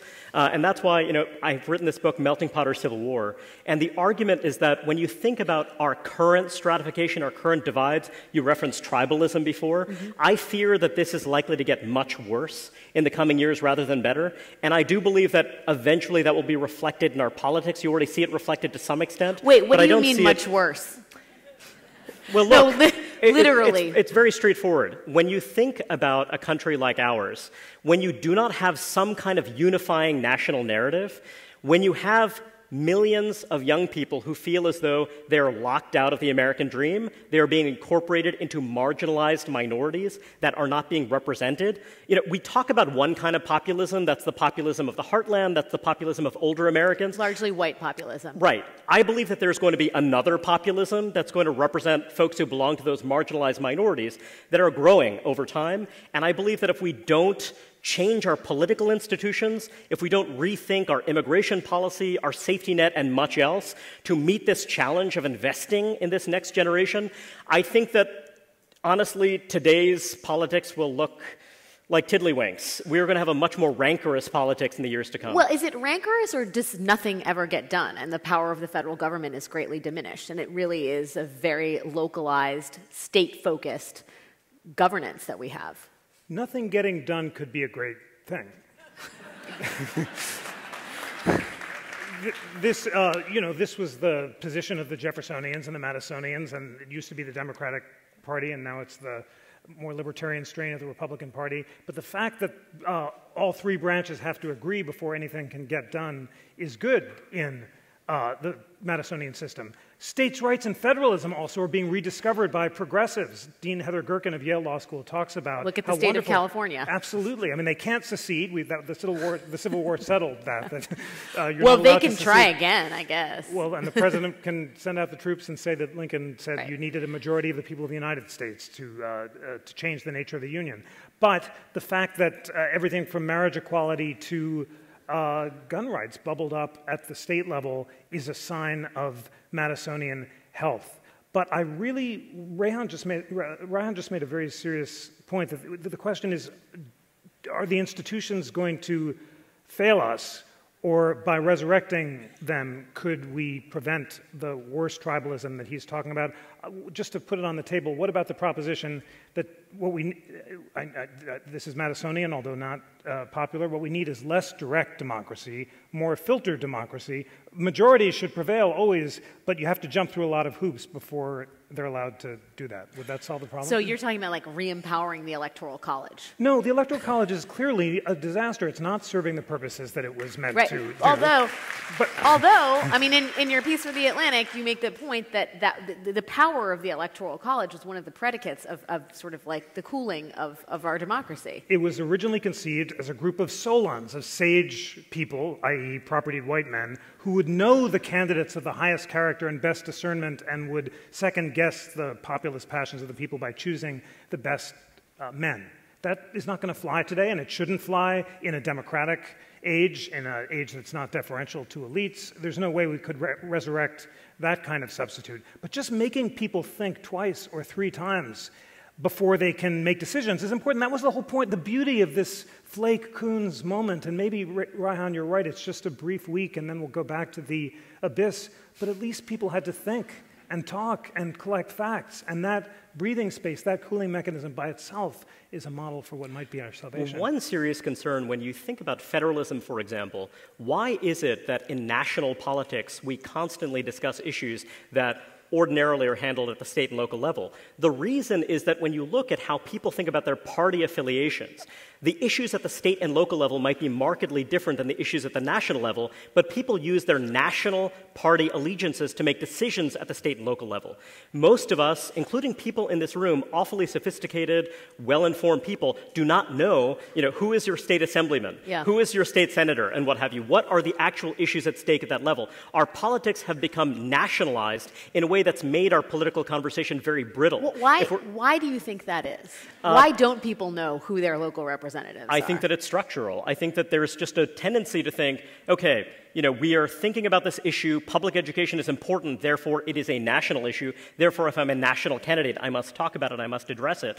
And I think that in that case, actually making things a bit more democratic by, for example, empowering governors, who are figures who do from time to time transcend partisan affiliation. They're able to broker compromises in ways that you don't see at lower levels of the government. But we do have to think about the fact that in this environment, you need to work with the grain of public opinion in some ways, and how that works, how it's formed, rather than against it. It's really interesting. Madison thought states were the danger because they were the mobs. Shays' Rebellion, debtors against creditors. At the national level, you'd have the thoughtful people. Now it's the opposite. The national dramas are much more salient than the more local stuff, that people are focusing entirely on them, whereas at the local level, and state politicians confirm this, there's more opportunity for compromise. People have real problems, and they have less need to dig in their heels. There's a great new book out by Judge Jeffrey Sutton called 50 Constitutions, and it is so interesting to learn from Judge Sutton how, if you're a progressive and you think you're now going to lose at the Supreme Court level, turn to the states, because they have robust privacy protections and economic equality protections, all of which you can argue. And if you're a conservative, you're one too. And just by turning down the heat to have the Supreme Court hear fewer cases and decide things at a local level is one immediate solution. Can I posit another theory, which is it's harder to hate your neighbor and it's easier to hate the faceless red state Republican or the faceless blue state liberal, right? I mean, it's easier to be empathetic and to be collaborative among those people with whom you live at the state and local level. Is that maybe, is basic human nature at play when we talk about political investment and tribalism? I would hope that's true. One concern, however, is that we have these incredibly powerful technological tools that allow us, even in the context of our local communities, our neighborhoods, to withdraw from that world of immediate relationships that you might not bother to invest in and form, versus these larger identities that are more abstract and that oftentimes are governed by passion. So true. So technology is the antithesis of the face-to-face discussion, which, as Coons and Lee said this morning, is the key to bipartisanship. The fact that they worked out together and traveled together and were on this weird reality show, You've Got to Die challenge together, made them friends. And now that Chris Coons said senators are off campaigning and dialing for dollars, they can't empathize with each other. And state representatives I've talked to have said they can generally empathize when they're able to, but once you start tweeting in the middle of deliberations to appeal to your base, then both sides dig in their heels and compromise is impossible. So those two things, face-to-face deliberation and privacy, turned out to be key to the Constitutional Convention. Yeah. And might be key to saving our politics today. He also talked about working out together in the Senate gym. So circling back fully to our calisthenics that started this conversation, maybe the answer is just cardio. We have to leave it there. Thank you, guys. Please welcome former New Jersey Governor Chris Christie, here with the Atlantic's Jeffrey Goldberg.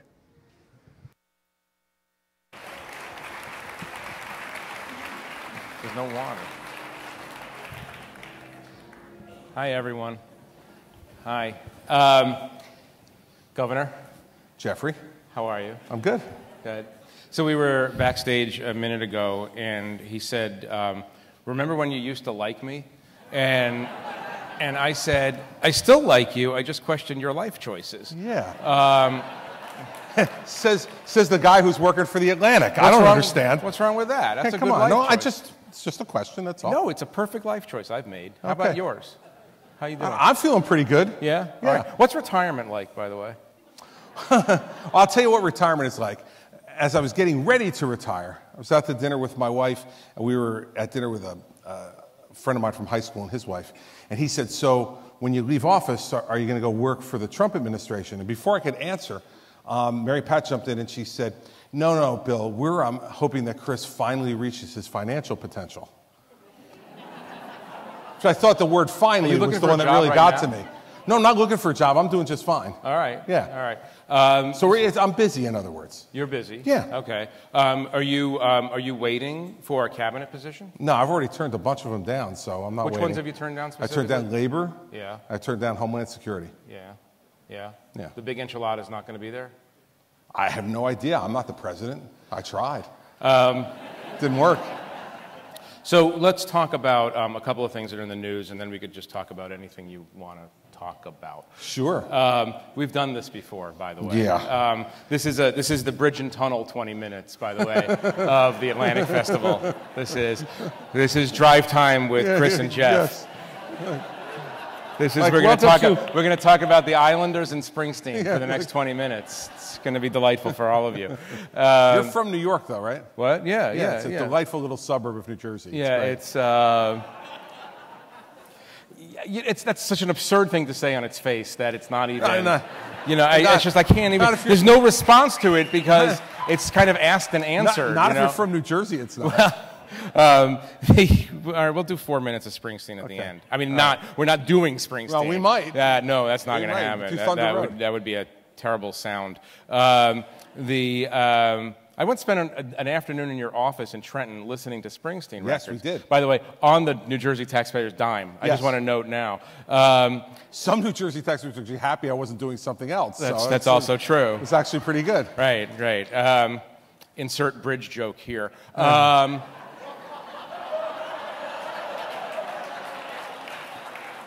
What do you want? Listen, I'll expect the same accuracy from you, Jeff, that you gave me when you covered me, so it'll be just fine. The goods go on. All right. Brett Kavanaugh, I had Hillary Clinton out here about an hour ago. She's not a fan of Kavanaugh. I'm sure that's a surprise to you. It is. Talk about your assessment of where this nomination is and what you think about the evidence collected against him, and give us your prediction about where this is going in the next few days. Well, first off, to go back to last week, which at this point seems like last month, I think that was a primal scream of our political system. Which part? The whole thing. The whole thing is because it is both sides of our political system, Republicans and Democrats, showing that they now literally do not trust each other for anything. And that they're acting out in a way that, as somebody who comes from a blue state and was a Republican governor and had to work with a Democratic legislature for 8 years, I just don't understand. I mean, I intellectually get it, but I emotionally don't understand it. And because your job is to get things done. And when you watch what happened last week, I don't care which side you agree with, which side you identify with, that's not productive. Where do you ascribe blame? Both. Equally? Well, I mean, over time, yes, equally. But, they all have played this game, depending upon whether they were ahead or behind, in almost the identical way. So the Democrats all want delay on Brett Kavanaugh now, praying, hoping that some really awful thing, even more awful than what they've alleged against him already, comes up so they can kill him. In the same way that the Republicans played stall ball on Merrick Garland because they didn't want to put him in. So you think the Republicans made a moral error or a political error? Well, I think that on judicial Garland stuff, I think the thing started when Harry Reid got rid of filibusters for judges. I think John McCain and others warned them at the time, if you do this, it is going to cause a real fracture in the way we nominate judges and confirm judges. And I think John McCain was right. And I think that's what started it. And I think the Garland move was in many ways a reaction to the killing of the filibuster and now the Democrats' moves on Kavanaugh are that. But to get to Kavanaugh, I think unless the FBI report, and listen, I was U.S. Attorney for 7 years, so I've looked at a lot of FBI 302s, and when I went through FBI background check to become U.S. Attorney, I ultimately FOIA'd my background file. It's going to be just raw data. They don't make any determination at all about the credibility of the person that they're speaking to, the credibility of the story or evidence they give. They just, you talk, they write. And they ask some questions that look natural from what you've said, and they write it up, and they hand it in. And then you judge, you being the Senate, you being the administration, if the administration is getting a background check on someone they're nominating for something. Do you believe her, Dr. Ford? Oh, I clearly believe that she is a victim.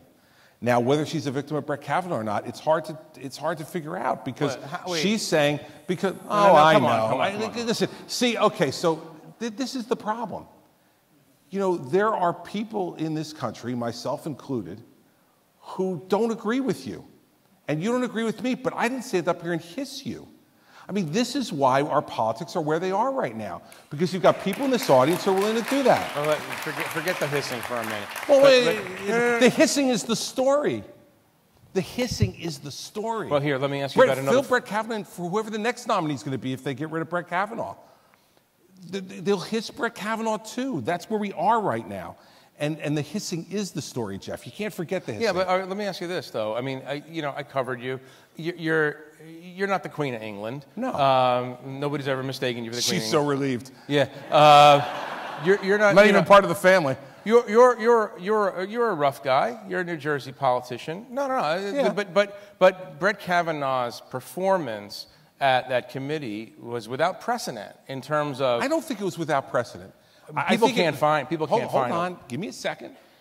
I don't think it's without precedent. I think that it went another volume up from where Clarence Thomas was.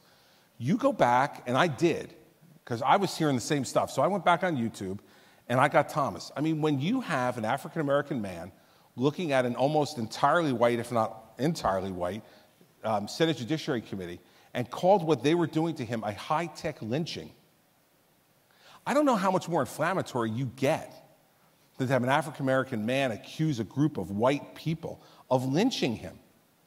So I don't want to hear that this is like unprecedented. It's not unprecedented.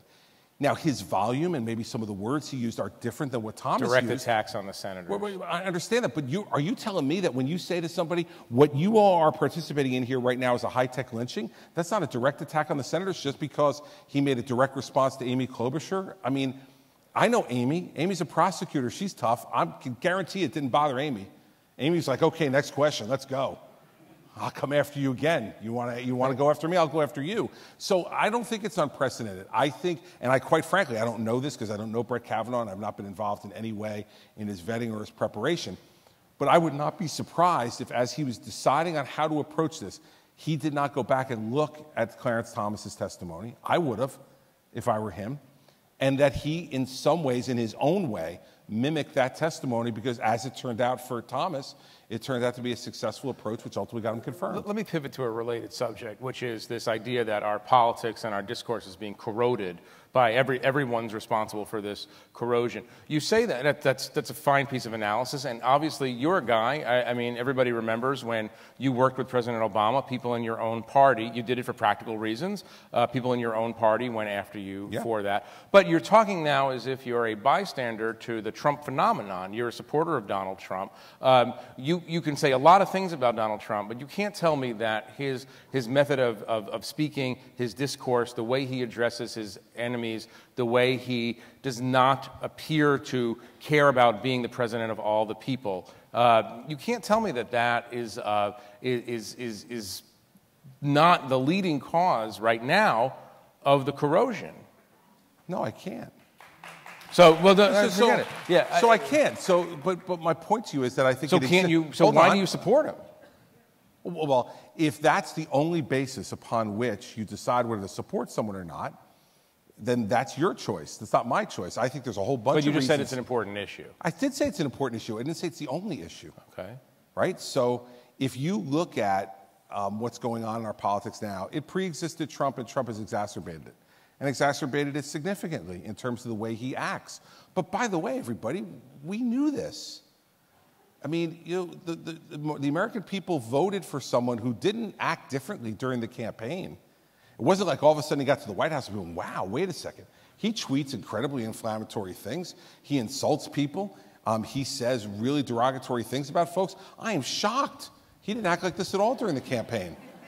I mean, what I think folks in this town where you and I come from and that other coast don't understand is that a majority of people in this country think this town stinks, thinks that most people in this town, both elected and unelected, are like too cozy with each other and don't care about folks, and they wanted to send somebody here to blow the place up.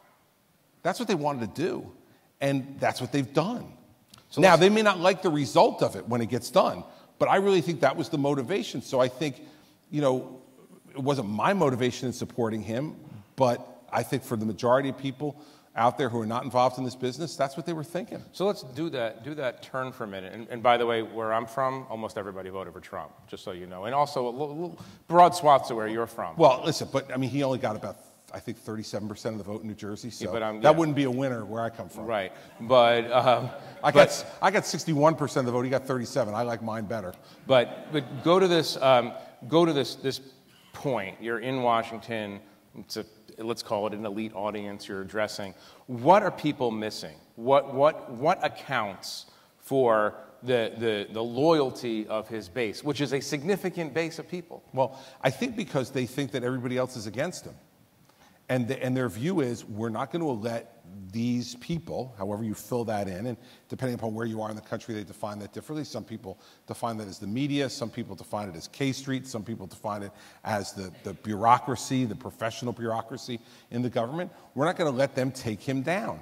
So even though, I can't tell you how many friends I have who say to me, oh God, I wish he would just stop with Twitter and just would stop, but I'm going to support him because I like his policies, because he needs to teach these people a lesson.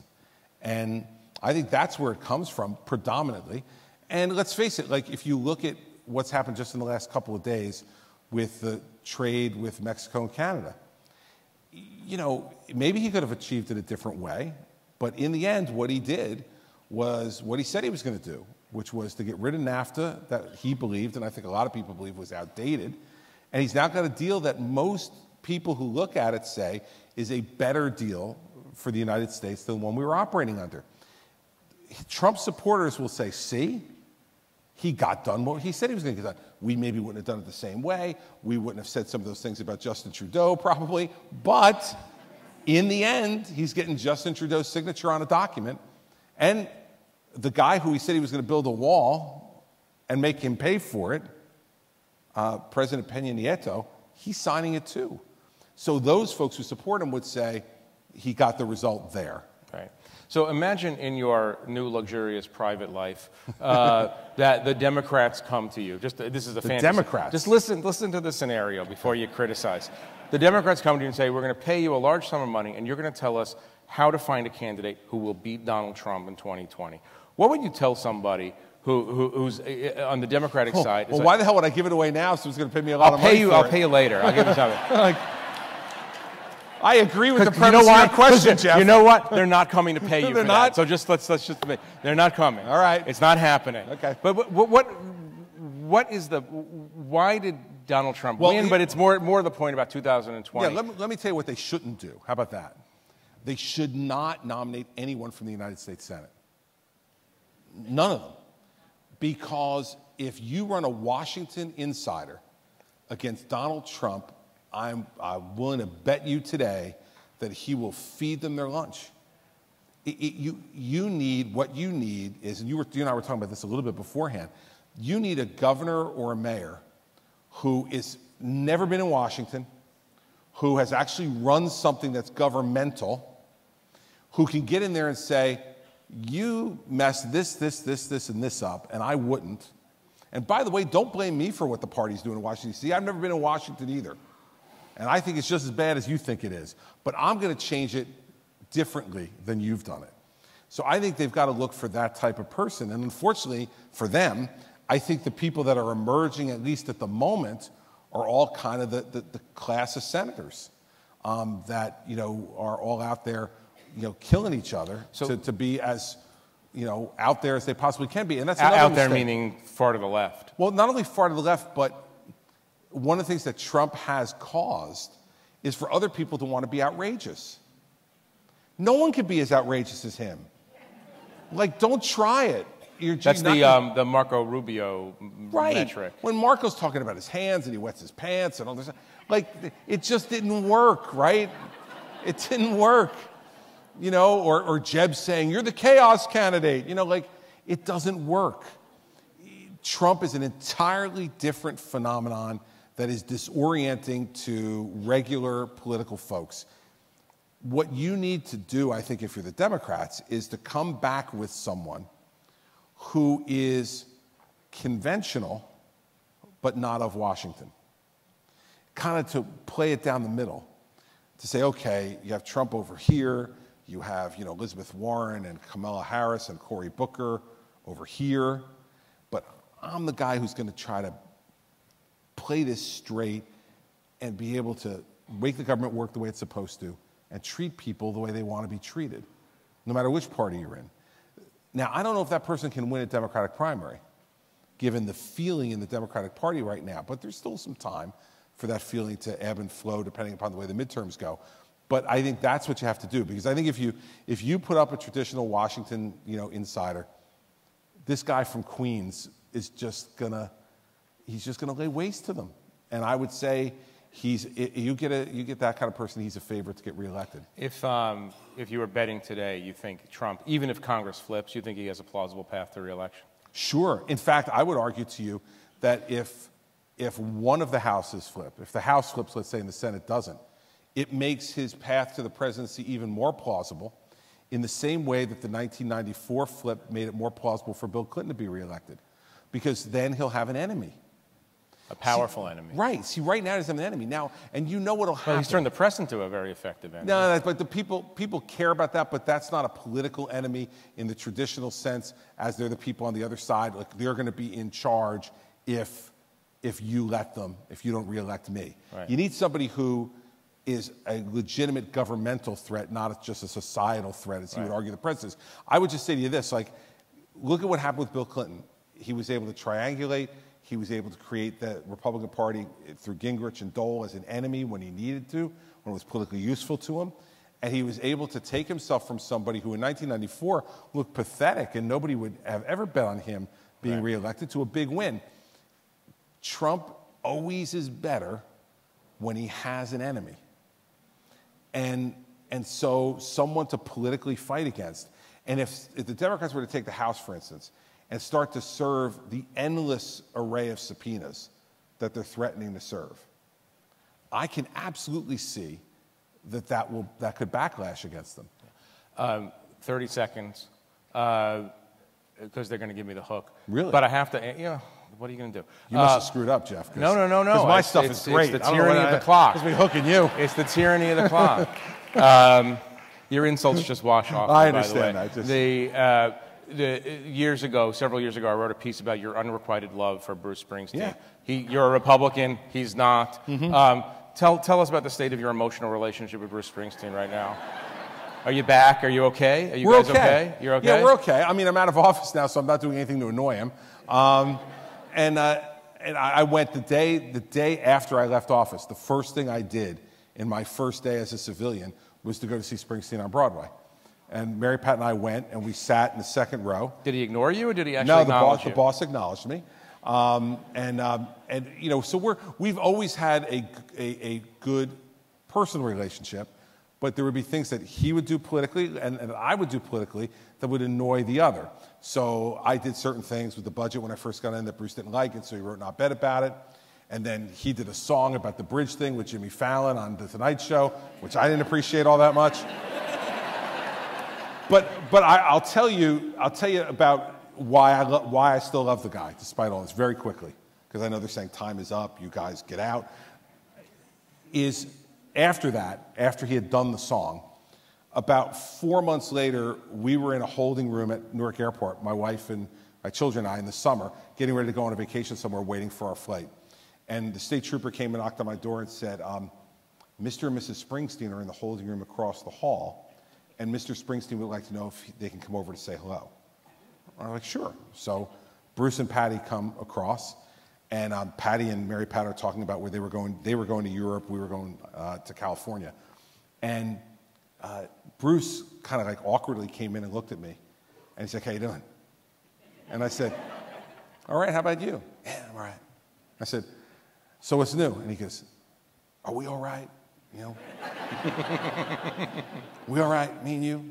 And I said, we're okay. And he said to me, you know, the song thing, I said, let's just not talk about it. And he patted me on the back and he goes, deal. So, you know, I think we're two guys from New Jersey who understand each other both emotionally and otherwise. And I've always said this, like, and you know, we both agree on this. He is the singular most incredible performer of our lifetime. And so I love people with passion for what they do. And there's no doubt he's got passion for what he does. I went to see Bruno Mars last night. He played for an hour and 50 minutes. Like, no offense against Bruno Mars. He was really good for an hour and 50 minutes, but that's like halftime at a Springsteen show, you know? I said to my kids, like, he's gone? What are you talking about? He's coming out, right? Now this is really becoming like drive time radio, so it's our time to get out of here. Thank you very much.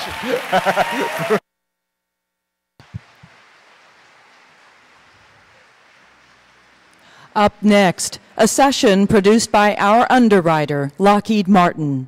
Please welcome Jeff Wilcox, Lockheed Martin's Vice President for Digital Transformation. Thank you, and thank you to the Atlantic for this challenging segue from that last talk to the fourth industrial revolution. I go to a bunch of these types of events, and I always, whenever I hear a section produced by our underwriter, I read that as time for a restroom break. So I don't take offense if anybody chooses to do that. I got 9 minutes, and I really just want to use it to continue a conversation that actually started this morning. For those of you who were there at the Future of Work conversation. And what I want to touch on from kind of Lockheed Martin's perspective, but really more broadly, the industrial commons challenge associated with the digital skills gap, what many of you have heard called the digital skills gap, in particular as caused by the dawn of this fourth industrial revolution. And I know this is a well-read crowd, so I'm not going to go back a couple centuries and kind of give you that history, but suffice to say that we're entering a new era of growth, and it's powered by a fundamentally new commodity, and that's data. And you might think data's been around since cavemen, and it has been as a means of communication, but data has really recently, because of its size and availability and our processing power, transmogrified into something incredibly powerful, which is really going to be, you've heard it said, data is the new oil. It's really going to power this growth. But we have a real mismatch because we don't think in terms of data really at any level. And that's a real challenge when it comes to both our personal lives, whether you're like me and you've got photos of your kids scattered all over the place from shoeboxes to hard drives you can no longer access to somewhere in the cloud. But also at work, a company like Lockheed Martin has thousands and thousands of systems in the field generating a lot of data, tons and tons of data, ton being a technical term for data. And the challenge associated with turning all that into value, again, whether it's your personal data, like your health data, for example. If you're like me, you've got 20-some years of physical results. Some of them are in a filing cabinet in a hard copy. Some of them are on a CD somewhere. A few are on the web. It's tremendously valuable information, and properly applied machine learning algorithms can take that and tell you a lot about your health. And you can say the same thing about really any aspect, your financial health, or again, just your life, through photographs. So the world is really changing, and it's fundamentally changing because we have this entirely new commodity, but the challenge is the roles and the rules for it, for how we deal with it, haven't really been written yet. And you see that in the news, and all the writings of great magazines like The Atlantic talking about privacy issues, and ethics issues associated with data, and the social media issues that have been in the news a lot lately about manipulation of data and the effect of that. So it's really a new world, and I just wanted to take 5 or 6 minutes and tell you what that means to an industrial operations company. Our challenge with the skills gap, we kind of think of at 2 levels, if you will. One is you hear it referred to as kind of middle skills or upskilling of the blue-collar workforce. The factory looks nothing today like it looked just 5 years ago or certainly 10 years ago. My oldest son is in college as a junior. He's studying manufacturing. That's not a career I would have encouraged or maybe paid for necessarily 10 or 15 years ago. But it's really the future. You know, innovation is happening in the footprint of the industrial commons, where we're generating this tremendous capacity. But I travel a lot and work a lot with small and medium-sized manufacturers, and the one consistent thing you hear from them is that they can't find workers who have really basic digital skills. You know, this is about calibrating or programming equipment or learning to communicate, digitally and connect systems up to Wi-Fi and Bluetooth and so forth. So that's a real challenge, and there's a host of remedies talked about from a policy perspective that we don't have time to do here, but we talked about them this morning, training, multiple pathways to employment, credentialing, developing some sort of standard approach to credentialing that would make it easier to get people into the workplace. So you have that factory floor conversation happening, but then at the same time you have this artificial intelligence sort of battle for primacy in artificial intelligence, both between nations as well as between companies, here on Earth. I can tell you, trying to hire artificial intelligence gurus is a real challenge. So, from the factory floor right up through the highest levels of artificial intelligence, we have a real challenge in finding people to execute such a critical mission. And so how we approach workforce development and how we come together to bring them on board, to teach them, to upskill them, to resell them, is really at the heart of our business. There's kind of a fallacy, which it's a question I get often when I travel, especially universities, which is, tell us the jobs you're going to have in 5 years or 10 years. I can't do that. I'd be lying if I said I could, if I had a list in here of all the job codes or occupation codes for the year 2025. Jobs come and jobs go. They always had. My dad's first job was as a pin setter in a bowling alley. I didn't know this till he told me, but apparently there are kids who used to work in the back of bowling alleys and stack the pins before machinery could do that. My first job was as a paperboy. Honestly, I don't know that job exists anymore, except maybe in small-town America, but I've been a long time since I saw a kid riding his bike with a pouch slouched over it, whipping newspapers into my bushes. So those jobs don't exist anymore. On the other hand, entirely new jobs do exist. My job literally did not exist a year ago at Lockheed Martin, Vice President of Digital Transformation. Job titles like Chief Data Officer are kind of coming into vogue, and we're all trying to grapple with what those roles are. And there's a lot of arguments and common sense and good thoughts on both sides of the question about does autonomy or AI or technology in general create or destroy jobs, longer than I have in my remaining 3 or 4 minutes. But I did want you to know how we're approaching it, which is kind of working in 3 areas. One is how we work with data as a strategic commodity, and the other is how we work with machines in a new way as partners. Not as tools, but as partners. And then finally, how we work with each other. And just to touch on data, it's kind of, your data is the new oil. Sometimes I was watching The Graduate last night, and sometimes data is the new plastics. And I guarantee you some of you are going to be at Thanksgiving dinner, and some well-meaning older relative is going to say to some kid home from college, hopefully not mine, is going to say, I only have one word for you, data. And I'm sure just like Dustin Hoffman's band, he's going to say, exactly how do you mean, sir?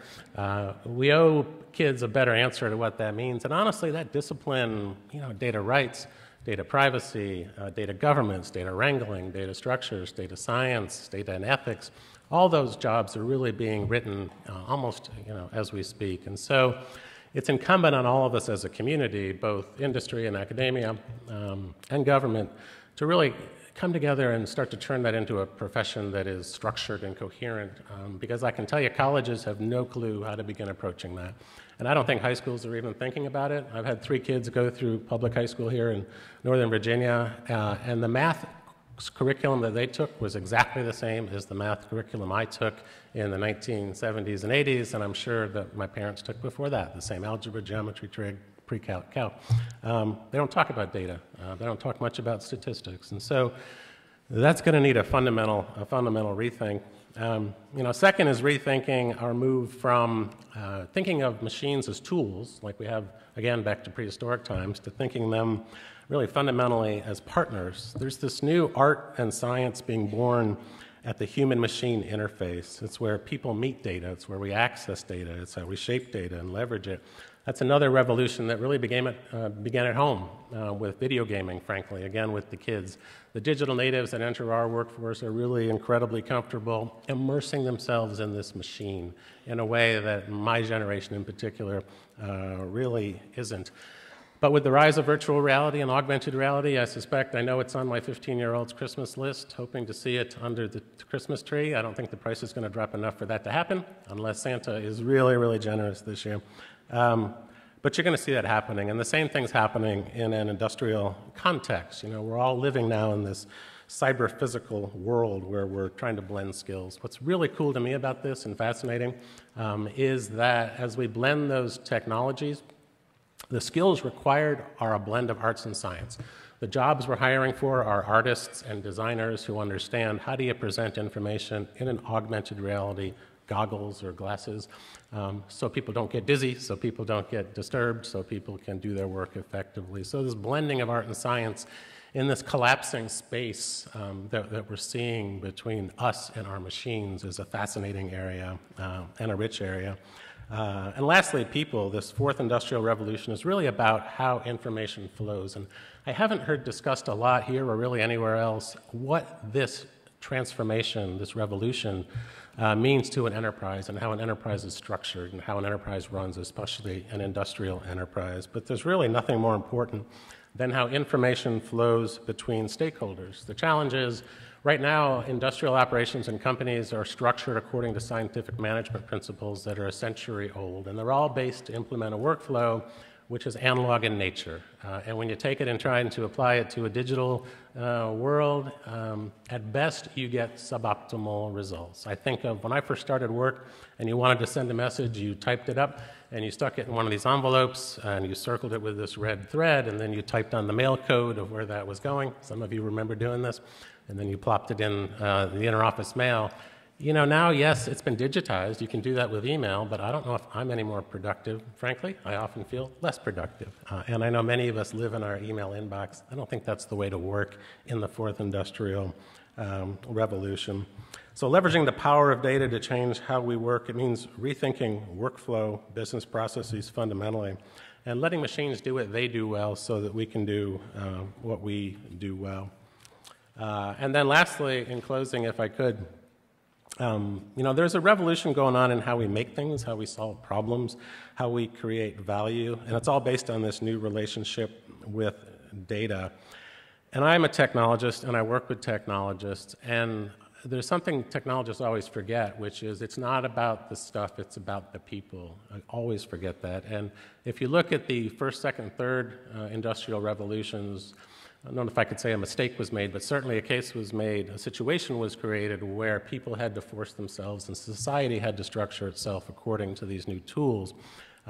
We can do better, and we have a responsibility to future generations to do better when it comes to how we work together in this new era. There's a quote that I often use at the end of my talks to technologists to remind them of this, and it comes from Winston Churchill. When I saw this agenda today and realized who else was on the agenda, I thought, I need gravitas, I'll quote Churchill. So, here we go. If nothing else, a tip I've learned over the years. In 1946, Churchill had come to Florida to recover from the war at his doctor's orders, and he was given a talk at a university down there. And it was about technical education. Specifically, it was about retraining of the returning veteran workforce for technology. But he reminded them in the end that, don't forget, this isn't about technology. This is about people. He just lived through a war where technology played a major role. But he understood that it's really about people. And what he said was that engines were made for men, not men for engines. Expert knowledge, however indispensable, is no substitute for a generous, and comprehending outlook on the human story with all of its sadness and with all of its unquenchable hope. I love that, and I always, like I said, end my talks with that to remind engineers that this is really all about people. It's a people story. It's about the people that we serve, and it's about the people as they come to work. Our goal in this fourth industrial revolution should be to create a situation where people can work to their full potential and bring their full selves to work. And with that, I'll say thank you. Next to the stage is Randall Stevenson. He's the chairman and CEO of AT&T. And Gerald Seib, the Washington bureau chief of the Wall Street Journal. Thank you. Randall, thank you for being here. Of course, Jerry, thank you. So we were, I was at least remembering backstage that we were at a dinner in Washington maybe 8, 9, 10 years ago, and you were hosting this dinner, and you pull out of your pocket a device like this, and you said, everything is moving to this. I think you had a point. Some things are obvious. Well, it wasn't so obvious to everybody, but so now we're at a new phase, and I'll start with a proposition that I think everybody would agree with, which is you've been a busy guy, right? Very much so. So you spent the last 3 or 4 years putting together some pieces of what is really a new AT&T. More spectrum, fiber networks, 5G, an advertising tech platform, and of course the biggie, Time Warner, which means you now run HBO, CNN, Warner Brothers. So the basic question I have is this what a 21st century media company looks like? I hope. That's what we're targeting. We call it a modern media company. One of my board members coined that when we started talking about pulling these pieces together. What would a modern media company look like? And we said from the very beginning there were a handful of elements that if you didn't have these elements, you probably couldn't participate to the full extent of what we aspire to do. And the one element we were obviously missing was, and I think it's where it begins, is you have to have premium content. And when we were doing the deal, the world was saying premium content was probably at peak valuations and was destined to go down, as you may recall. We felt very differently. We felt in a world where you're deploying 5th generation wireless networks and you're creating just all new forms of distribution for this content, that if we succeeded in being able to deliver video anywhere, everywhere, anytime, then the value of content should go up. And we thought we needed to own, we needed to invest in content. And so Time Warner, acquiring Time Warner was a big piece of doing this. So you have premium content. Unfortunately, premium content businesses have been built around a wholesale business model. They just go sell to cable companies and satellite companies and the life is good and life is easy. I don't think that works anymore. I think the model has to be one where you can go directly to the consumer. So that's the second piece. You say you have to have the ability to get directly to the consumer, and we felt like we had a great pairing because we have 170 million customer relationships. And so pairing that content with 170 million customer relationships is a great way to start, giving direct access of your media to the consumer. There are 4 elements to this. The third is advertising technology. When you have these kind of direct-to-consumer relationships and a company like Time Warner, which has massive advertising inventory, you have unique data. We know what our customers are viewing. We know what they like to view, where they are when they like to view it, what device they're on when they like to view it. So can you pair the advertising inventory with that data and create something unique? Right after we closed Time Warner, we bought a company called AppNexus and advertising technology to execute on this strategy. Then the last element is you better have high-speed networks to deliver this, and you better be thinking, to your point, wireless. How can you deliver premium content wirelessly? And we have invested, in my tenure as CEO, well over $200 billion in making this capability available. And so those are the piece parts, and we think we've assembled them. We do think they are the critical elements for what a modern media company looks like. So if you have that many customers and you have that much data, and you're going to have more now than you ever did before, you also have a privacy issue. Right. How are you going to deal with that, and how is your approach to that going to be similar or different from Google's, Facebook's? So we've dealt with the privacy issue for like our 140-year history as a company. We are regulated very intensely on how we can use customer data. And so that's how we grew up. The tech industry has grown up in a very different mode, and that is You know, the customer's getting something for free. If you go on a Google search or you go to Facebook, you're getting these services free. The exchange is you get the service free, but we get to use your data. And that was an exchange that I think everybody just accepted and ignored, including our policymakers, for a long time.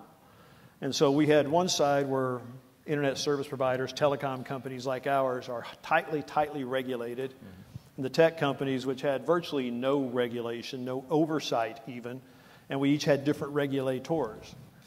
Suddenly, the events we've been watching over the last few months have made it really clear what the downside of that kind of unsupervised, unregulated form of privacy, what it bodes for the consumer.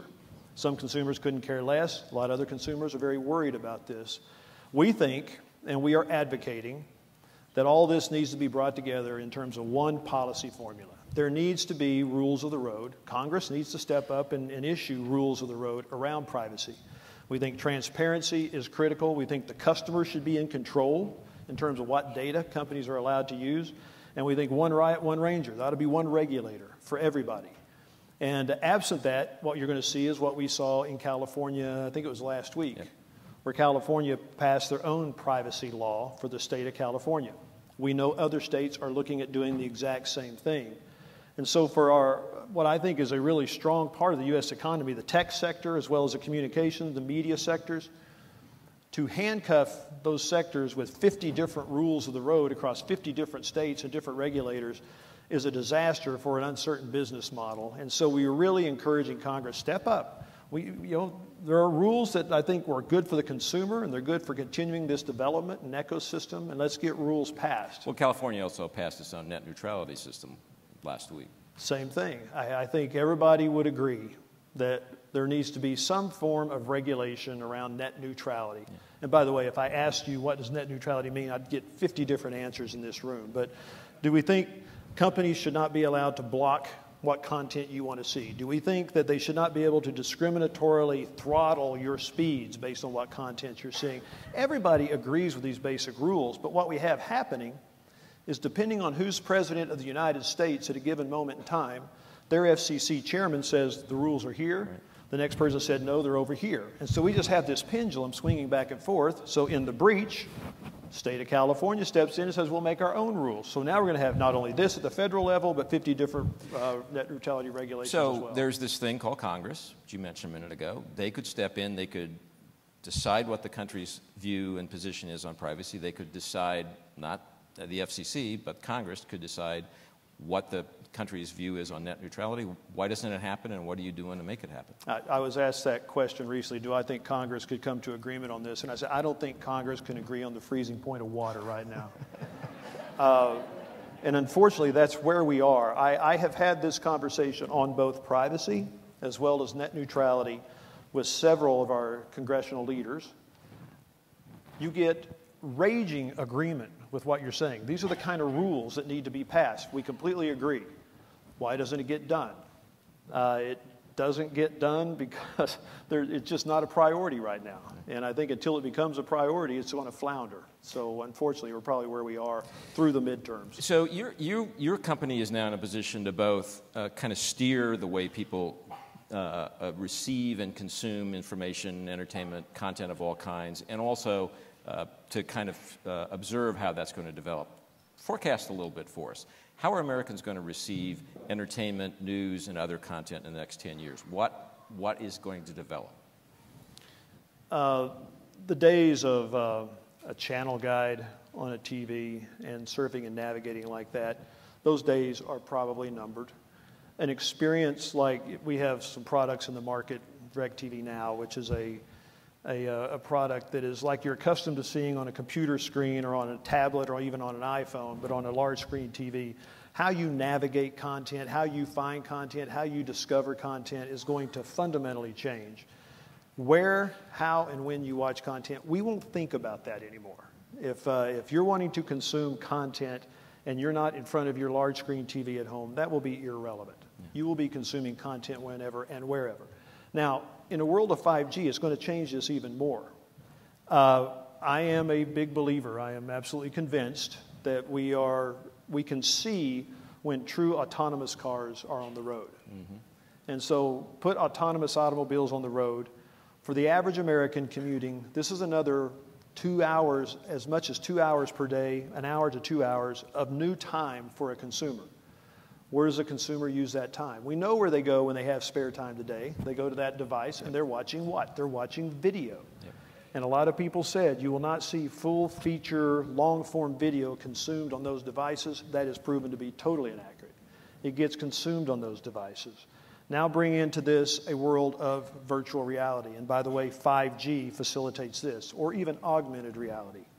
We're invested in a company called Magic Leap. If you're not familiar with this company, you should check it out. It's fascinating. A pair of glasses where you are not like this. You know, we think of virtual reality, these big old ugly things on your head. Think about a pair of glasses where you're still interacting. I still see you, Jerry, and I see this audience, but the content is also rendered within the context of this eyewear.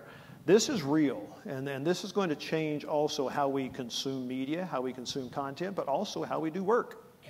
I mean, we are really excited about one of our technicians going to a spot in our network to repair something, and being projected on the lenses is step by step what he needs to do. Think about what this does to training and so forth and productivity. So it's going to change a lot of what we do. But are we headed to a world where there will be just a few big, giant distribution centers, AT&T, for all content?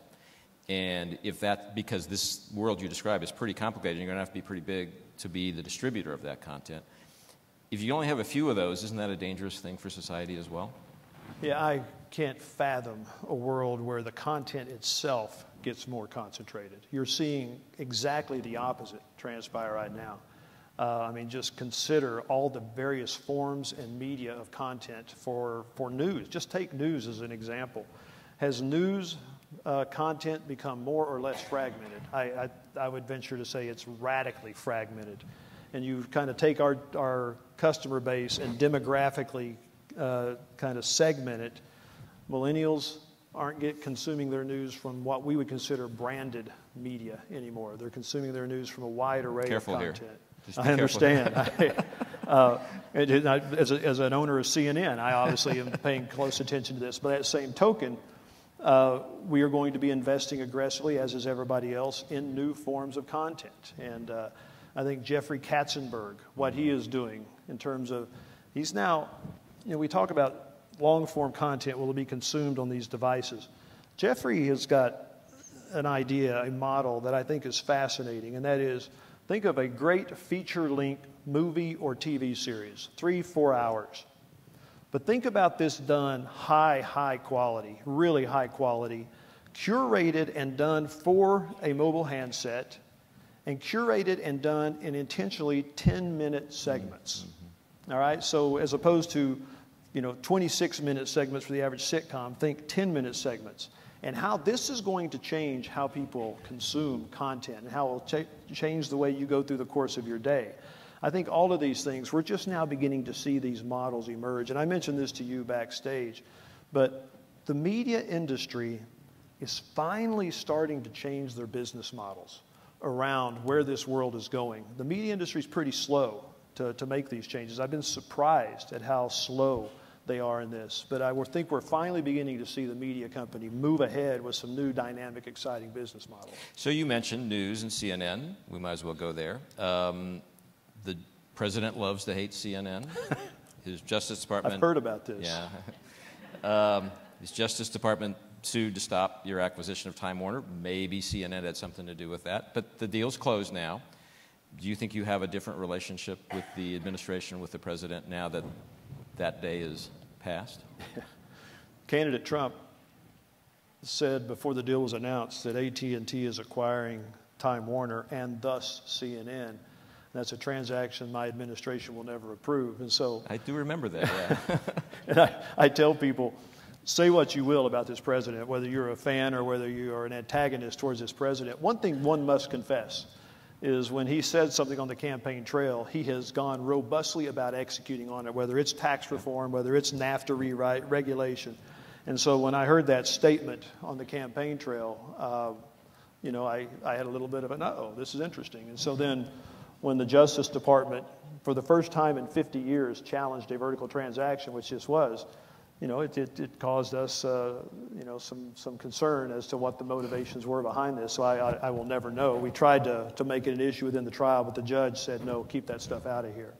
But in terms of how it's affected our relationship with this administration in general, it's had no effect. I was this president's biggest supporter on tax reform, and I thought that was a great thing. I can't say I'm an advocate of everything this president has pursued, but on tax reform, I was vocal about it, and I supported him in the public domain, and we've not seen any evidence. Well, he thanked you for it directly, as I understand.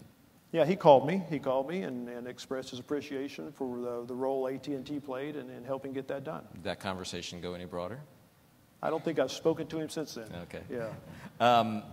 There is an appeal. I mean, I shouldn't say the merger is done, because technically the government, which got pretty thoroughly trounced in the original court decision, has appealed. What's the prognosis and the timetable for resolving the appeal? So, as you pointed out, Judge Leon, who heard this trial or heard this case, issued a very strong order. In fact, I've read a lot of orders. Unfortunately, in our business, I have to do this. I've not ever read an order quite like this. And it was a very, very strongly worded order that the government had not met their burden of proof. It was a very detailed, fact-specific order about our case. And we were candidly surprised when the government appealed. We thought it was just really too solid of an order. But so they have appealed. What they will be seeking and what their appeal said is that the judge just didn't get it. I mean, if I could paraphrase, their appeal says the judge missed it, he didn't get it. And we thought the order was really, really good. So they filed their first brief last week. We filed our reply brief. They will have another shot. There will be oral arguments. And probably in the first quarter, the circuit court will issue their order. And we feel fairly confident that we'll fare well there. And you sound like somebody who is proceeding as if this will be successful, and you have, in fact, completed this merger. Well, this merger's closed. We own Time Warner. It's been rebranded. It's Warner Media. We reached an agreement with the Department of Justice that the element that they were concerned about, Turner, which is the parent of CNN, we agreed that we would run it separately, which we were planning to run it separately anyway, but we made an agreement that through the pendency of this appeal, we would run it separately. That doesn't affect anything we're doing. It doesn't affect any product we're developing, any capital allocation, anything we're doing. And so the merger's closed. We own Time Warner, and we'll now see the appeal through the end. So we've covered a pretty broad range of the media landscape, with one exception, social media, which is a transformative force, I would argue, in society as well as in the media over the last few years. Where does social media fit into what you're doing, and where do you think social media goes as a force in the media industry and in society over the next 10 years? A lot of that depends on social media, right? I think they're trying to make sure that they get their act together, and in terms of ensuring that they're controlling their environment appropriately. But I think this one, the cat is out of the bag, and this is no fad, all right? Social media is the medium by which the world is communicating and exchanging information today. And I don't see that doing anything but going further and faster. It changes our business. We're sitting here trying to figure out, how does social media play in terms of how we allow our content to be distributed? There's some big questions about this, right? But do we have any interest, and this is a huge question, but any of our content, which is really rich premium content, think of stuff on HBO, allowing that to be distributed in some fashion via social media? Big questions, big issues that we're going to wrestle with. But I think social media is going to dictate how we interact as a society, how we consume news as a society, how we share information as a society. There's no pulling that back in. Yeah. It's amazing you run what used to be a phone company. That's all I can say. Thank you, and thank you.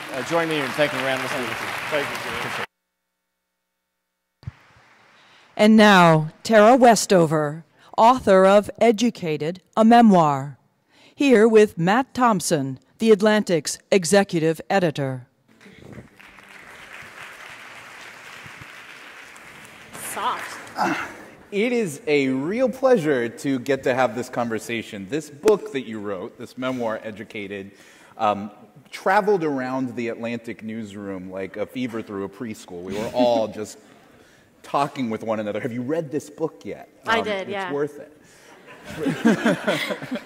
For the benefit of anyone in our audience who hasn't read it, I'll say the book is about your upbringing first in a remote setting on a mountain peak, Bucks Peak, Idaho, where your parents kept you out of school and mostly out of view of the government while you were being raised, and echoed some ideas from things like the Protocols of the Elders of Zion to you as you were being raised.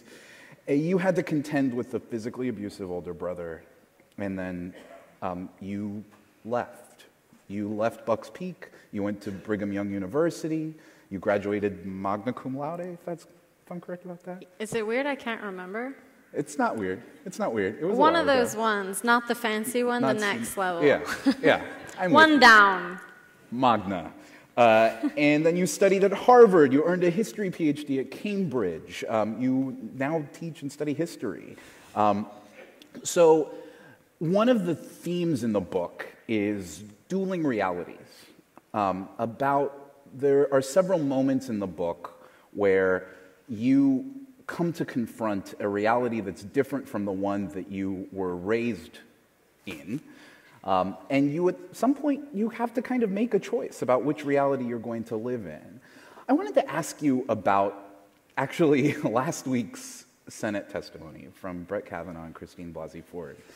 It was striking to see this hearing where there are these two realities, two very starkly divergent realities on display. Two individuals 100% correct or 100% sure that they lived through the same history and yet telling two very different stories.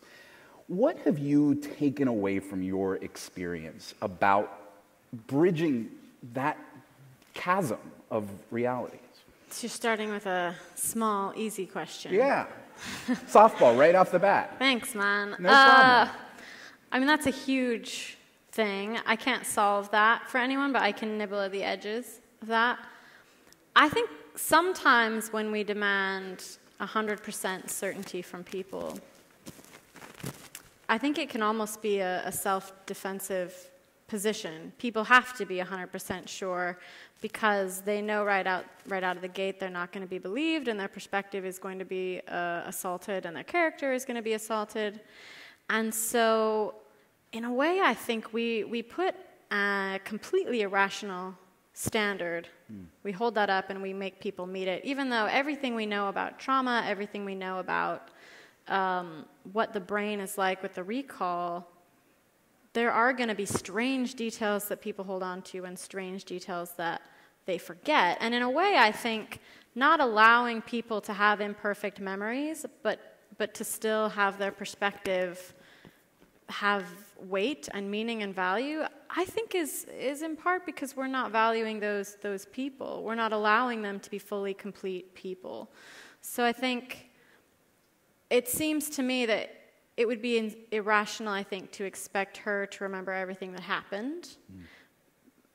But I'm guessing, I mean, when she says, I'm 100% sure it was him, when people try to say, oh, it was probably somebody else, I find that, my guess is that she didn't confuse who it was. I mean, that's kind of unlikely.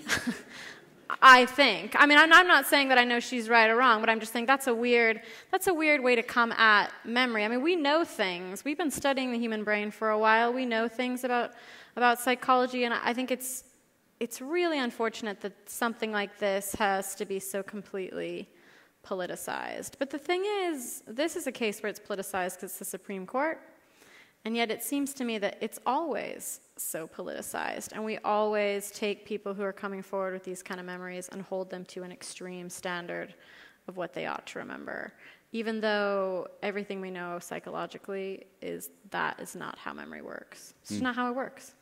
There's this word that's become more and more au courant, gaslighting. And in one way, your story is like the ultimate example of gaslighting. I mean, you're told that your interpretation of your own life, in some ways, is not correct or is illegitimate. Yeah. Do you think that that's a fair description of what is it like to go through that experience? I wanted to write the book, I guess it's about gaslighting. I wanted to write not just about how memory is fallible, But how do we sort through the fact that memory is fallible? How do we give weight? Why do we give weight to some people's opinions over others? I think there's a part in the book that I think of as a real step forward for myself. I don't know if I can remember the exact line, which is ironic, because I did write it. But I say something like, I'd learned to trust my own mind and my own memory, not because I thought it was absolute, and I trusted my memory as much, but I trusted my memory as much as anybody else's, and more than some people's. And I think it's sometimes the fact that memory is fallible is used to silence people, and it has nothing to do with the fact that memory is fallible. It seems like we say, well, some people's memories are fallible, and other people we trust. And that seems to me to have a lot more to do with power dynamics than with actual faults of memory. So I wanted to write the book, at least in part. I'm not a memory fundamentalist. I put footnotes in my book. I document places where my family remembers it differently, things I can't square with my journal entries or my brother's journal entries. I'm not a fundamentalist about what I remember. I think there's something self-negating in expecting yourself to be a perfect vault of information about your own past. I tend to think accepting your weaknesses and your inability to remember perfectly is just part of self-acceptance, and expecting someone to have a perfect memory is holding them up to a standard that is probably part of what was dysfunctional about that situation in the first place. My guess is it's all connected. One of my favorite parts of the book, in fact, is a note on the text that comes at the very end, where you talk about memoir and trying to construct your own interpretation of the past while leaving room for other interpretations of it. It's a fascinating moment in it. I was listening to an interview that you did with your thesis advisor, David Runciman, and you were talking about the way that some folks, particularly, I come from an evangelical Christian milieu, and so I heard a lot of this growing up. Other Christians describing Mormonism as a cult. And you said to Runciman, you said, in many ways, Cambridge University is more of a cult than Mormonism is. What did you mean by that? I thought I would get in a lot of trouble for that.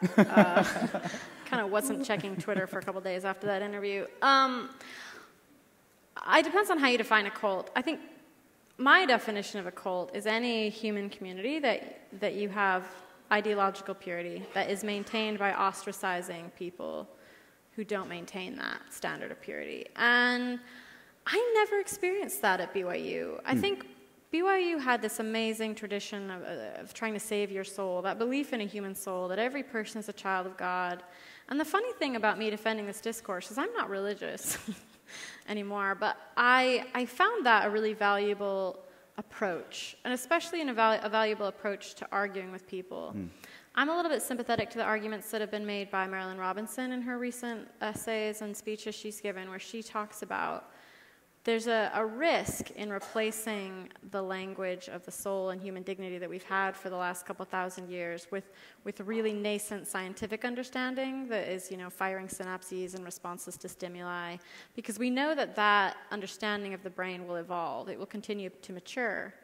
But while it's evolving, we have to ask ourselves, do we want to have a really simplistic conception of what human beings are? And how does that lead us to treat people when we disagree with them? What if it's about really important things? I arrived at Cambridge with some really shocking views. I said some really shocking things at Cambridge. I'd been told horrible things, for example, about I never met anyone who was gay, and I'd been told horrible things about people who were gay. And I repeated some of them. And I'm so grateful that there were people who just turned away from me and wouldn't talk to me. That happened. But there were several people who just dealt with me and just said, you seem like a good person. Why are you saying any of this? Where is this coming from? And I argued with them, and I was belligerent, and I was obnoxious. And after one of these fights, I had this fight that went till 3 o'clock in the morning. And I still have the email I wrote that person the next morning where I said all these terrible things. And then the next morning I wrote him and I said, hey, Andrew, it was really lovely to meet you last night. I just wanted to let you know I thought over what you said, and you were right, and I was wrong, and hope to see you around. And I think that was the last time I said anything publicly really homophobic. You know, good job. Good job. Good job indeed. But I think that tendency to turn away. I have a friend in New York who said to me recently she felt like she had an obligation to never speak to anyone in her office who voted for Trump. And I felt like, you've got it right, except for the never part. It should be always. Like, you should be always speaking to the people that you disagree with, and not to shout at them.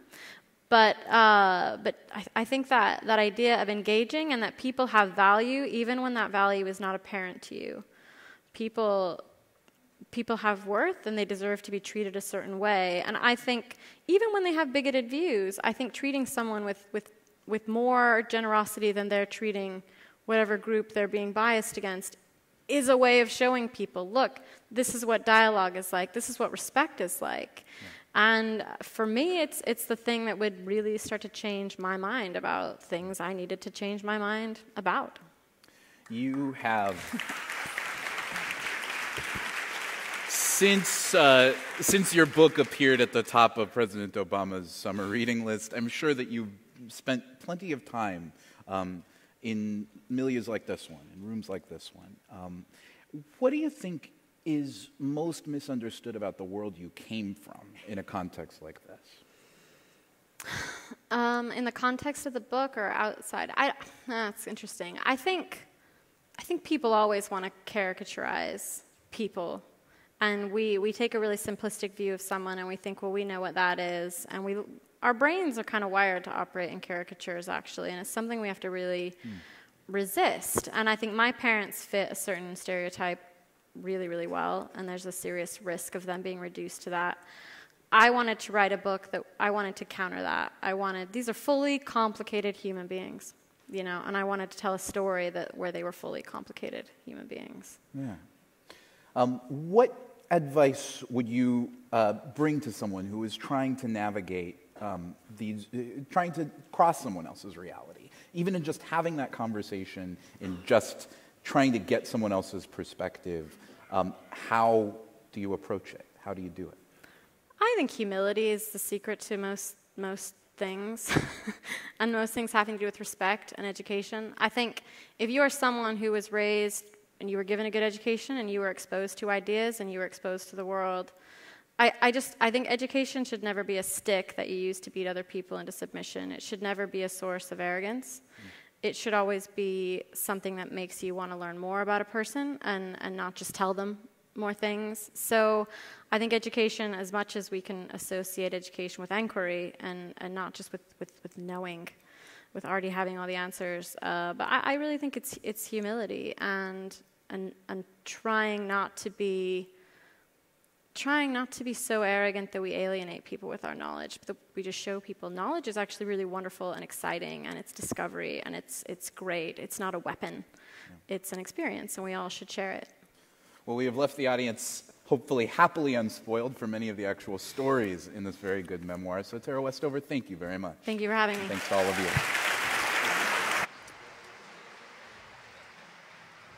Please welcome Kellyanne Conway, Counselor to the President, here with Steve Clemens, the Atlantic's Washington Editor-at-Large.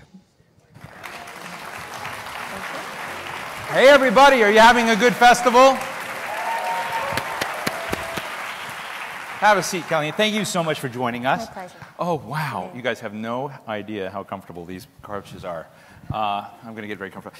Thank you for joining us. So much to talk about. It's a wild week, wild time. Let me just get to it. You made the decision to reveal some very deeply personal issues about a sexual assault that had happened in your past, and I know that this is a big issue, and I'm just wondering, in this time, the frame that you've shared, how does that change the way you look at the dynamics of what we're dealing with every day right now around the Kavanaugh hearings? Well, Steve, first of all, thank you for having me to the Atlantic Festival. Greetings to those few of you who clapped and those who didn't. Revealing of yourself, not of me. That's okay. We're very happy you're I here. love all people. Yeah. I don't know what's got everybody so unhappy in the country. So I didn't make a decision to reveal that. That just sort of happened. I think had I made a decision, I would have articulated it better, but I don't plan to speak any further about it. I can just tell you that that was newly revealed publicly, but not new or newly revealed where it matters. And that, as I said during the same TV appearance, I'll repeat myself, I have great empathy for victims of sexual assault, sexual harassment, rape, and the like, and that I wanted everybody to hear the full sentence. I didn't say, I'm a victim of sexual assault and leave it there. I said, but I don't hold responsible Brett Kavanaugh or Jake Tapper, who happened to be sitting there, or Jeff Flake, the senator who asked for the FBI. I don't hold anybody responsible. The people who should be held responsible are the perpetrators. And I think we're at a time when we are conflating too many things all at once because we are at several cultural moments all together. And the second point I was trying to make, that I'll make again today here, is we can't judge people's harm or grief or impact or experiences based on their politics. Because I work for President Trump, I'm any less harmed because Brett Kavanaugh was nominated by President Trump. The claim that he is denied is true is any more true. You have to really think through that, because when people look through their partisan lenses at fundamentally non-political, non-partisan issues, that I think is where the trouble begins. And I happen to work in the White House on any number of issues, but several of them that I can legitimately say are nonpartisan issues, striving for and increasingly finding bipartisan solutions. I know that you, just by nature of fact, are one of the best pollsters in the country because you saw things about Donald Trump and the hidden Trump voter before anyone else did. I wonder, before we leave this subject, if you see something different about this time. Earlier, Jeff Goldberg asked Hillary Clinton whether she saw this as a time of a beginning battle between the genders. And her response was not quite there, but there may be different things going on. How do you, from your experience and looking at where you are in the White House, do you sense something, an inflection point about women's rights and women's place in our society? Well, in 2016, I think many women in the country decided that they would like to, or men and women would like to vote for a female president someday, just not that one at that time. And many women said, she shares my gender, but maybe she doesn't share my position on the issues or my values or my vision for America. So that was a very big gender moment in this country, to have a majority of the electorate be female, and for a very prominent 110% name identification, I would think, a woman who had been Secretary of State, United States Senator, First Lady of Arkansas, First Lady of the country, to not prevail in the election. So look, I think there were other questions about gender and women that go right to the heart of why I work in this White House and continue to, even though a lot of the men are gone. And some are still there. Any more about to leave? Oh, I have no idea. You'd have to ask them. I don't pay much attention to that. Same thing with, well, I won't go there, but all I'll say is that I have to look at the way women are helped or harmed by policies as well, and this is why I'm in the White House. I never thought I'd be in public service at this age or stage in my life, but for me, it does matter that we got a new trade deal yesterday. It matters tremendously because I grew up with the forgotten man or forgotten woman. I consider me among them as a matter of my birth and my childhood and my upbringing. This will help people who are in manufacturing or in farming. I worked on a farm for 8 summers myself. It will help people in the dairy farms. It will help folks. I think it's a modernized version of previous trade agreements, and a better one, frankly. And without getting too far into those details, when I travel across the country working on the opioid and drug crisis, I have no idea what people's politics are. I don't even know if they're registered to vote, let alone if they bother to, how they voted, if they plan to in the future.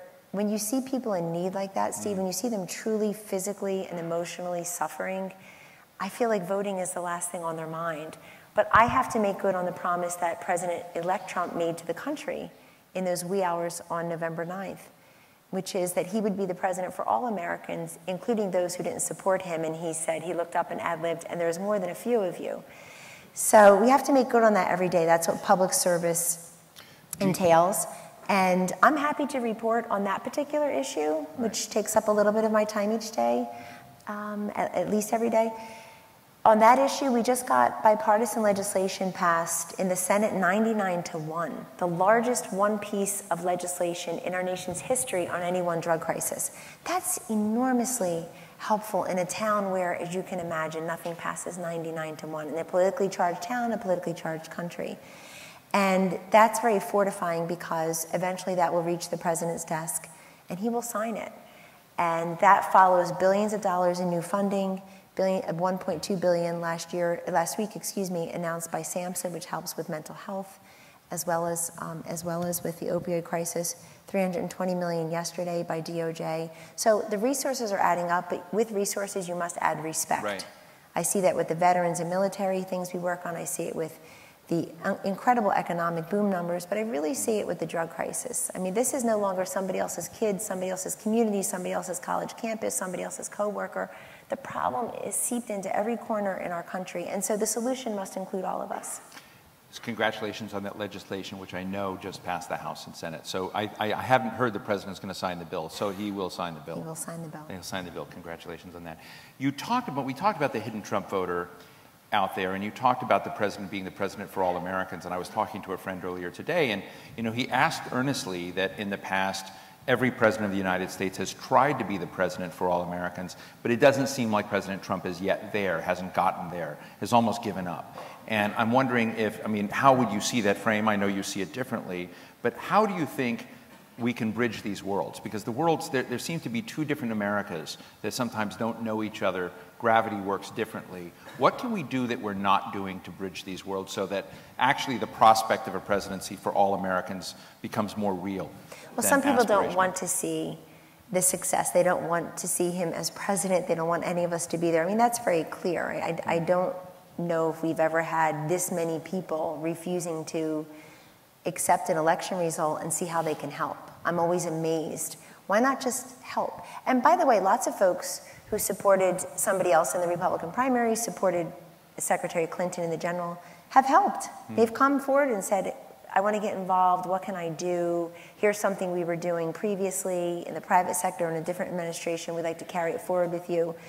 But you're asking a question that can't be answered by somebody who tries to genuinely understand people whose opinions differ from mine, and who recognizes that people may have different opinions and a different agenda than this president does, no doubt, but that we're one America. And if you can deny, you may not want to trumpet it, but if anybody in here can deny that over 7 million Americans have new bonuses or raises and counting, that the wages are the highest they've been in years, that the unemployment levels are the lowest, and everybody says, yeah. The only time we're going to cover the economy writ large is if it starts to go down, if people start to suffer. That's a terrible way of covering the economy, and it's a new way of covering the economy. We do have the lowest unemployment rate among African Americans and Hispanics, 75-year low rate among women, a lower rate among veterans, among the disabled, among teenagers. We have a boom economy, and everybody should be happy with that. We don't run around the country, Steve, saying, well, did you vote for Donald Trump? We're going to make sure that we reopen this factory depending on your politics. I don't ask that question. Nobody asks that question. The prosperity and the peace that we have here, every government, the president, the vice president, the secretaries of Homeland Security and state and the Pentagon and everybody who's in charge of such things has to be right 100% of the time, and the terrorists have to be right 1 second of the time.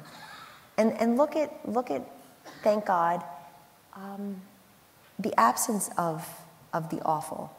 I mean, thank God that is, we feel more, people do feel safer, they feel more prosperous, and the numbers bear that out.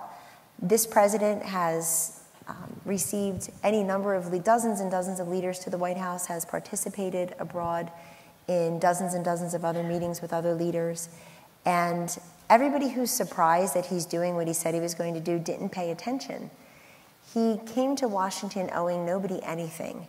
And I think Washington, a city I love and I'm glad to return to, particularly as a mother of 4 school-age children, that's what's different for me this tour of duty in Washington, is what I love is, I love many things about Washington, but it can be a place where inertia is the most powerful physical force. unless and until overtaken by friction and disruption. And here it is. And so I think there's some value to that, though, in that some things weren't working and some things weren't working well.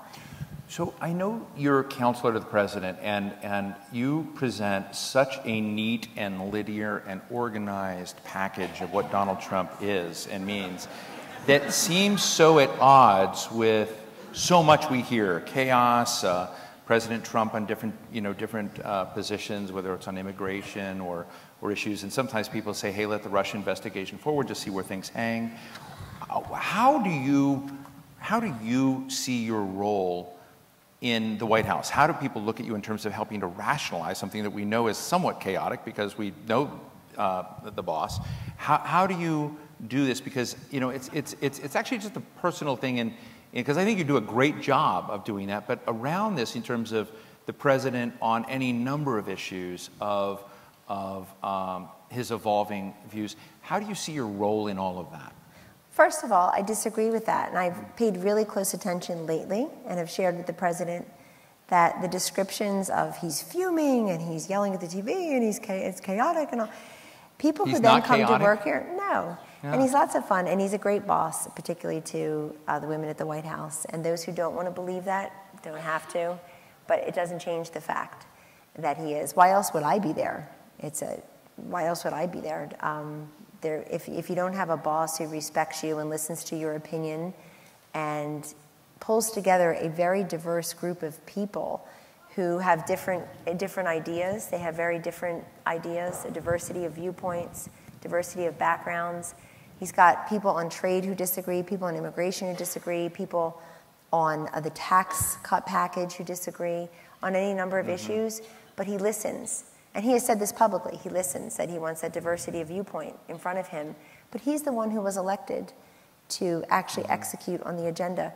So somebody who recently came to work at the White House said the number one thing that he or she, I won't say who, he or she said is so different in working there, and even he or she believed that it's so chaotic, like everybody's running around screaming and all. It's actually not. In the West Wing, as those of you who have worked there or have visited, know it's a relatively small place. And so if you don't have the collaboration and cooperation and camaraderie, things wouldn't get done. And what America sees and feels maybe differently than what they're told. I think in many ways there's still that disconnect, Steve, between what Americans are told is important to them and what Americans say is important to them or feels is important to them with respect to, are you better off economically? And many Americans are. Do you feel like what we hear from people is, before I was looking for a job, it was almost like job acquisition. I was desperate to find a job. Now I feel like I have job security, but now people feel like they have job mobility. So there's 6.7 million available jobs. You've got reskilling opportunities, skills education. This president has said we need to dignify all types of careers. So you do see an explosion in manufacturing, construction, mining, many of these industries that were flatlined, if not failing, for a number of years. And that he has put an emphasis, as Vice President Pence did when he was governor of Indiana, on vocational and technical education opportunities, so that you want to graduate high school and have a skills certificate and then go support yourself basically the next day or next month as a welder, a carpenter, a mechanic, a plumber, a hairdresser. Many of the people I grew up with who have had wonderful careers and were able to support themselves without all the college and law school debt from day one. Just real quickly, because I mean, there's so many topics I'd love talking about. Just real quick, you've been a Republican for a long time, right? Sure. Yeah, was that? Yeah. So I just, this is just a small little pet hobby thing of mine. I'm just so unused to Republicans endorsing industrial policy, because it is an industrial policy. I mean, Democrats were afraid to say the words, but President Trump has embraced it wholeheartedly. And I don't want to go deep into this, but don't you find that odd that that was a major shift? Yeah, but that's the whole, going back to the hidden Trump voter, that was a big part of it, because the president would go and see these blighted storefronts and these closed factories, and he would talk to the folks, and they would say, look, I did this job, my grandfather, my great-grandfather, or my kid, me, my father, and it's been a legacy in our family, and those jobs are gone now. And he listened very carefully to that. The reason I named them the hidden Trump voter back in July of 2016, I had just joined the campaign. but I was not yet the campaign manager, and I said the hidden Trump voter to international derision and ridicule. Thank you. That's okay, because they're there. They usually, a pollster will say, well, Steve's he's going to benefit from the hidden vote, and Steve's vote is still hidden on election day. Well hidden.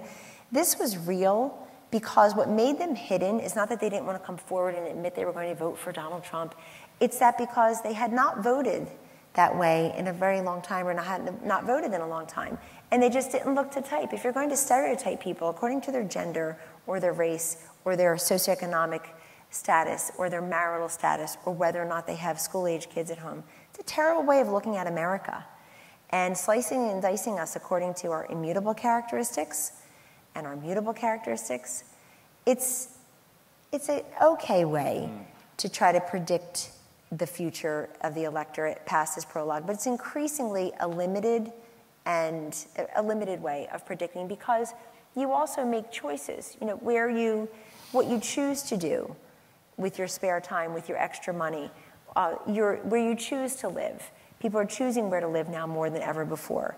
And so those lifestyle choices have to be right, whether you choose to marry or not, whether you choose to have children or not.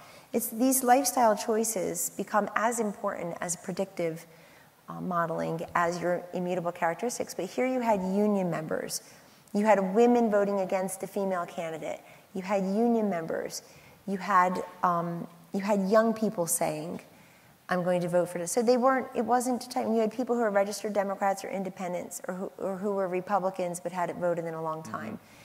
And so they're no longer hidden, but they're still there. And I think people, when you say Trump's only playing to his base, that's just not true, because you can't be the president who's enacting policies that benefit so many people and say you're playing to the base. The deregulation that's benefited many people, smarter regulation, more effective regulation, getting rid of the unnecessary, duplicative, expensive, excessive regulation. We hear from business owners all across the country, I was going to close down. We were dead on our backs, and now we're expanding.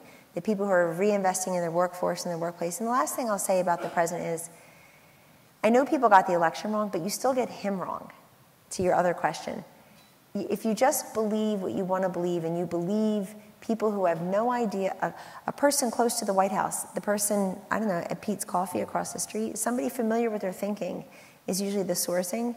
If you're going to believe that, then you fail to see that every time the president has said, you can't do X, the world will fall apart, our faces will burn off tomorrow, you can't keep the promise of 5 presidents and move the embassy to Jerusalem and recognize Jerusalem as the capital of Israel as Israelis do. And he does it anyway. You can't pull out of the Iran nuclear deal. There'd be a disaster, and he does it anyway. You can't go from 35% corporate tax to 21% tax, because the corporations will stuff the money into their pockets, and so many have reinvested in the workplace and the workforce and their local communities. So when you're told no, and you can't, and you won't, and how ridiculous, so many times, and you do it anyway, and you see some of the success for a lot of Americans, then it hardens you to try to do even more. I'd love to debate this and talk for hours. So many issues you brought up. But I guess I want to finish. One of the themes that has come up all morning and all day, there seems to be this pining to get back to an empathy across aisles, to get back to a civility, to raise questions. And whether it was conscious or unconscious, one of the frames you brought on early on alternate facts has helped create the sense that there were 2 gravities, 2 worlds. Do you regret that framing, and do you think, in terms of healing, in terms of getting people back in the next 2 years, what kinds of positive agenda items will the Trump administration put onto, basically not have alternate facts, but bring people back into kind of a common understanding of things? So a lot of people use that phrase for their own purposes. And that's really regrettable, because everybody knows I meant alternative information, additional facts. I've said it I don't know how many times. But people will continue to write that because they want to write that, if it's the pre-narrative. I hear people on TV constantly, and I'm starting to screenshot it and take note of it, because it'll be delicious one day, constantly saying, well, 2 things can be right at the same time. And I say, really now? And they'll make an excuse for this one. Increasingly, they say it, by the way. Alternative facts just meant alternative information, additional facts, and all I meant by that, even though you may not want to cover it, is that it was about Sean Spicer the day before. I gave 39 minutes worth of 3 network Sunday show interviews that day. It was a big day. And but how big, we don't know. No, you should go. You should go pull and watch the whole interviews. But people don't want to do that because they really don't want me to be on TV. That's why they would say, "Don't have her on anymore." And I have standing invitations. Don't have her on anymore because they know I'm effective and they know I'm accessible and they know I can not speak with marbles in my mouth as some others do. But moving on from that, the day before they were talking about inaugural crowds, and in all 3 network interviews I made the point, I said, you know what, it's not really an exciting topic for me. I think presidents ultimately are judged by their records, and we just got here. He just got sworn in. They'll be judged by, are we more peaceful, are we more prosperous? That's usually the benchmark. But all I meant was that people are watching it on their screens. Right. People are getting the information. People just didn't all show up, but they were watching the inauguration, and somebody who ran a major sporting event recently said to me, you know, we had our largest audience ever. I said, oh. He said we had our largest audience ever recently, but we had fewer people in the stadium, or we had just as many in the stadium because you only fit so many. But people use that for their own purposes, and they should look at the full body of my work and not try to reduce me to one phrase and try to pretend that they're being empathetic and they love to get back to civility and reach across the aisle. Have you seen the way people treat me? Come on. I will be known as being much more nice to people than they are to me, and I'm good with that. Yeah, I'm good with that. But the point is, you've done opioids now, and you're making progress on that. You and I were talking about opportunity zones, which was a major bipartisan employment. So next 2 years, what could be on the table? Prison reform was ignored. Pardon? Next 2 years, what could be on the table that would be great bipartisan or successes of the administration in getting bipartisan support that really gets us to a place where, I don't know, we're seeing the world the same? Sure. Well, again, you mentioned the drug crisis. That needs bipartisan support. I'm very happy that so many of those Democrats in the House and the Senate who don't want President Trump to get the victory voted for it because they see the need in their own communities. Opportunity zones, the president, as part of his tax package, knows that 52 million Americans live in economically distressed communities as that is defined. And so there are a number of specific initiatives going into the opportunity zones. He obviously is working with Senators Tim Scott and Senator Cory Booker the last time I checked on it, that I think Treasury is finalizing the rule, technically speaking, but that is big. You just don't hear a lot about Jared Kushner and the president and others are working on prison reform. Different than sentencing or criminal justice reform, but prison reform, that's a bipartisan issue. That passed the House with overwhelming numbers. Because do you have Tom Cotton on your side yet? If you've paid your debt to society, well, prison reform is different than sentencing reform, but if you paid your debt to society for nonviolent crimes, and everybody who has said you are eligible and ready for reentry, but just like with the drugs, you have to make sure that the whole of government approach is treating the whole person. And the whole person then is looking for a job, is wondering where the housing opportunities are, maybe wants to get a degree or finish a high school degree or a college degree or get a new skill set. So just patting ourselves on the back as a country and checking the box and saying, wow, we got that person into a drug treatment or a drug court program or we released him or her from prison. There's much more that has to go into that and will. But again, even with my blurted out revelation on Sunday, people were pointing out to me, plenty of people were very nice. Some wanted me to tell my story in my own voice, which I won't do but a lot of people weren't nice because they don't want me or someone who works with Donald Trump to have any part of humanity or humility, both of which I possess. They just don't. And you know it. Go and read it. You read it, and then you look away. But I'm not in the White House to read about myself. And I pray for those people because I have no idea what could possibly make people so negative and acerbic toward a stranger because we disagree. And they can chuckle all they want, but winning has finished a lot of sentences and solved a lot of problems. Well, I am grateful on behalf of the Atlantic Festival that you came to spend some time with you today. So, ladies and gentlemen, Counselor to the President of the United States, Kellyanne Conway. Thank you very much. Thank you so much. Thank you. Please welcome back the Atlantic's Margaret Lowe.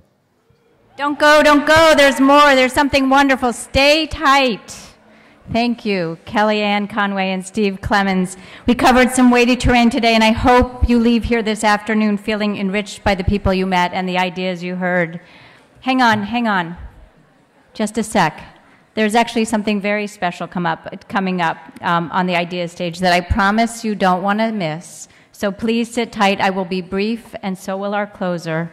I do want to thank our underwriters again and to give a special shout out to our dear friends at Allstate who somehow, in all my excitement when I first came out today, I neglected to mention. So thank you to Allstate very much. And as we bring our conversation to an end, you should know that the action doesn't stop here. We have 2 receptions tonight. The spirits will flow at the AT&T Ideas HQ on the corner, and you can have drinks with the district in the Booz Allen Hamilton Innovation Zone across 7th. And we'd love to see you back here tomorrow for a power-packed lineup that includes the CEO of Starbucks, the founder of Black Girls Code, Senator Lindsey Graham, and so much more. And now, to complete the day, we actually have an unexpected interview. And for that, here's Ira Glass. This is Ira Glass of This American Life. Not here in person. Sorry. I say with respect. I hate conferences. I do have a little thing for Lindsey Graham, but that was not enough to bring me to this conference. I did a project with 2 dancers, Monica Bill Barnes and Anna Bass, where we combined what I do for a living, interviews, with what they do for a living, dance. And it was interesting. Monica heads the dance company, and I interviewed her. She's been interviewed a million times, spoke easily. Anna, on the other hand, made very clear from the start she had no interest in this whatsoever. Like, I opened with what I thought would be an easy warm-up question, like, what do you like most about dancing? Her answer was, I like that I don't have to talk. But when you interview like a non-politician, like a regular person, even people who are reluctant to talk, they get into it if you find something that they have intense personal feelings about. And with Anna, the thing that she got most animated about was when I asked her, what's it like to be on stage with Monica, your longtime partner? They've worked together for over a decade. Like, basically, I wanted to know the thing that any reporter wants to know in any situation, like what's going on that we can't see ourselves from the audience? What's the dynamic between them that's hidden from us, but they know all about? I mean, standing next to her on stage is an amazing experience because there's such healthy competition between us. We're simultaneously supporting each other and stealing the spotlight from each other. And so what moves does she have where she can still focus, and what ones do you have that you can still focus? Well, a lot of times we're doing the same moves, but it's the way that we do the moves. She'll kick her leg higher. She'll just add some spice on top of it that I never see until video footage or photos after the show.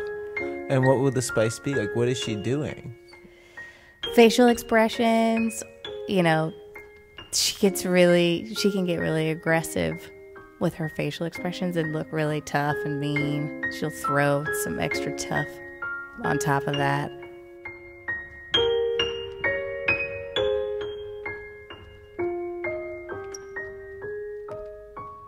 Or just totally just add in some extra hand, arm movements or gestures, or she sneaks it by me.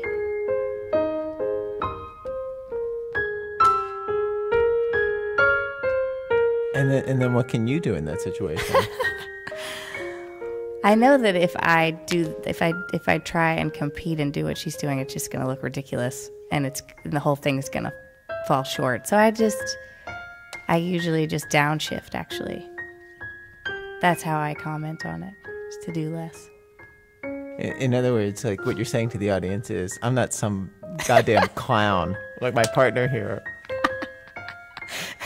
dancing with a little dignity over here, doing the actual choreography. This is how it's supposed to be done. And I'll have you know she made this up.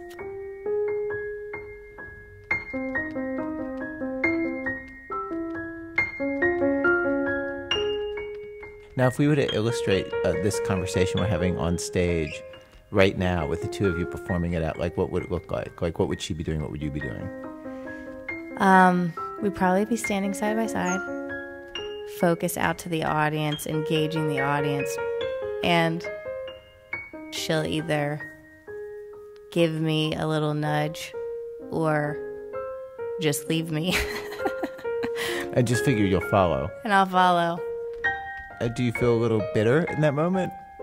No, it's fun. It's actually really fun. But a little annoyed. You're trying to make me say bad things. Well, no, I'm trying to understand the truth.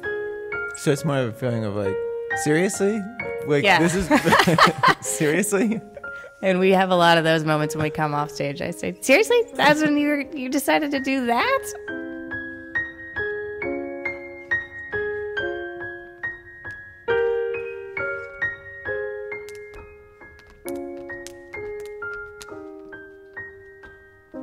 Do you think it's a good idea for us to be talking about what you guys do as dancers while you're performing on stage?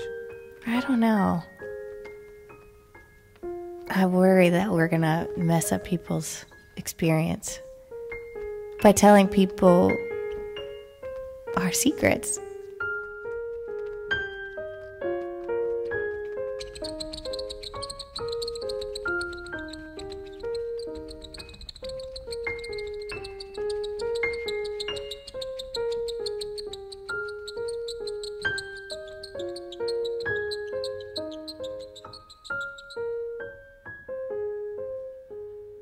Am I doing okay? You're doing great.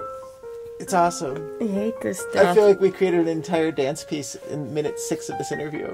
What was it? It's the one where you talk about what it's like to stand next to her on stage. Are you kidding? Yeah, maybe that's you and her. No, it's not me and her. No, that's going to be, no. Like picture hearing you describe that while we see the two of you standing side by side. What we're talking about now, this is the dance piece, right? This is the piece, is like, we get to hear the things that are really going on in your heads while we see the two of you try to outshine each other. What could be funnier? It's funny. What'd she say about me? She didn't say anything about you. I didn't think to ask her about this. This is all new. This will all be you. We won't hear her at all.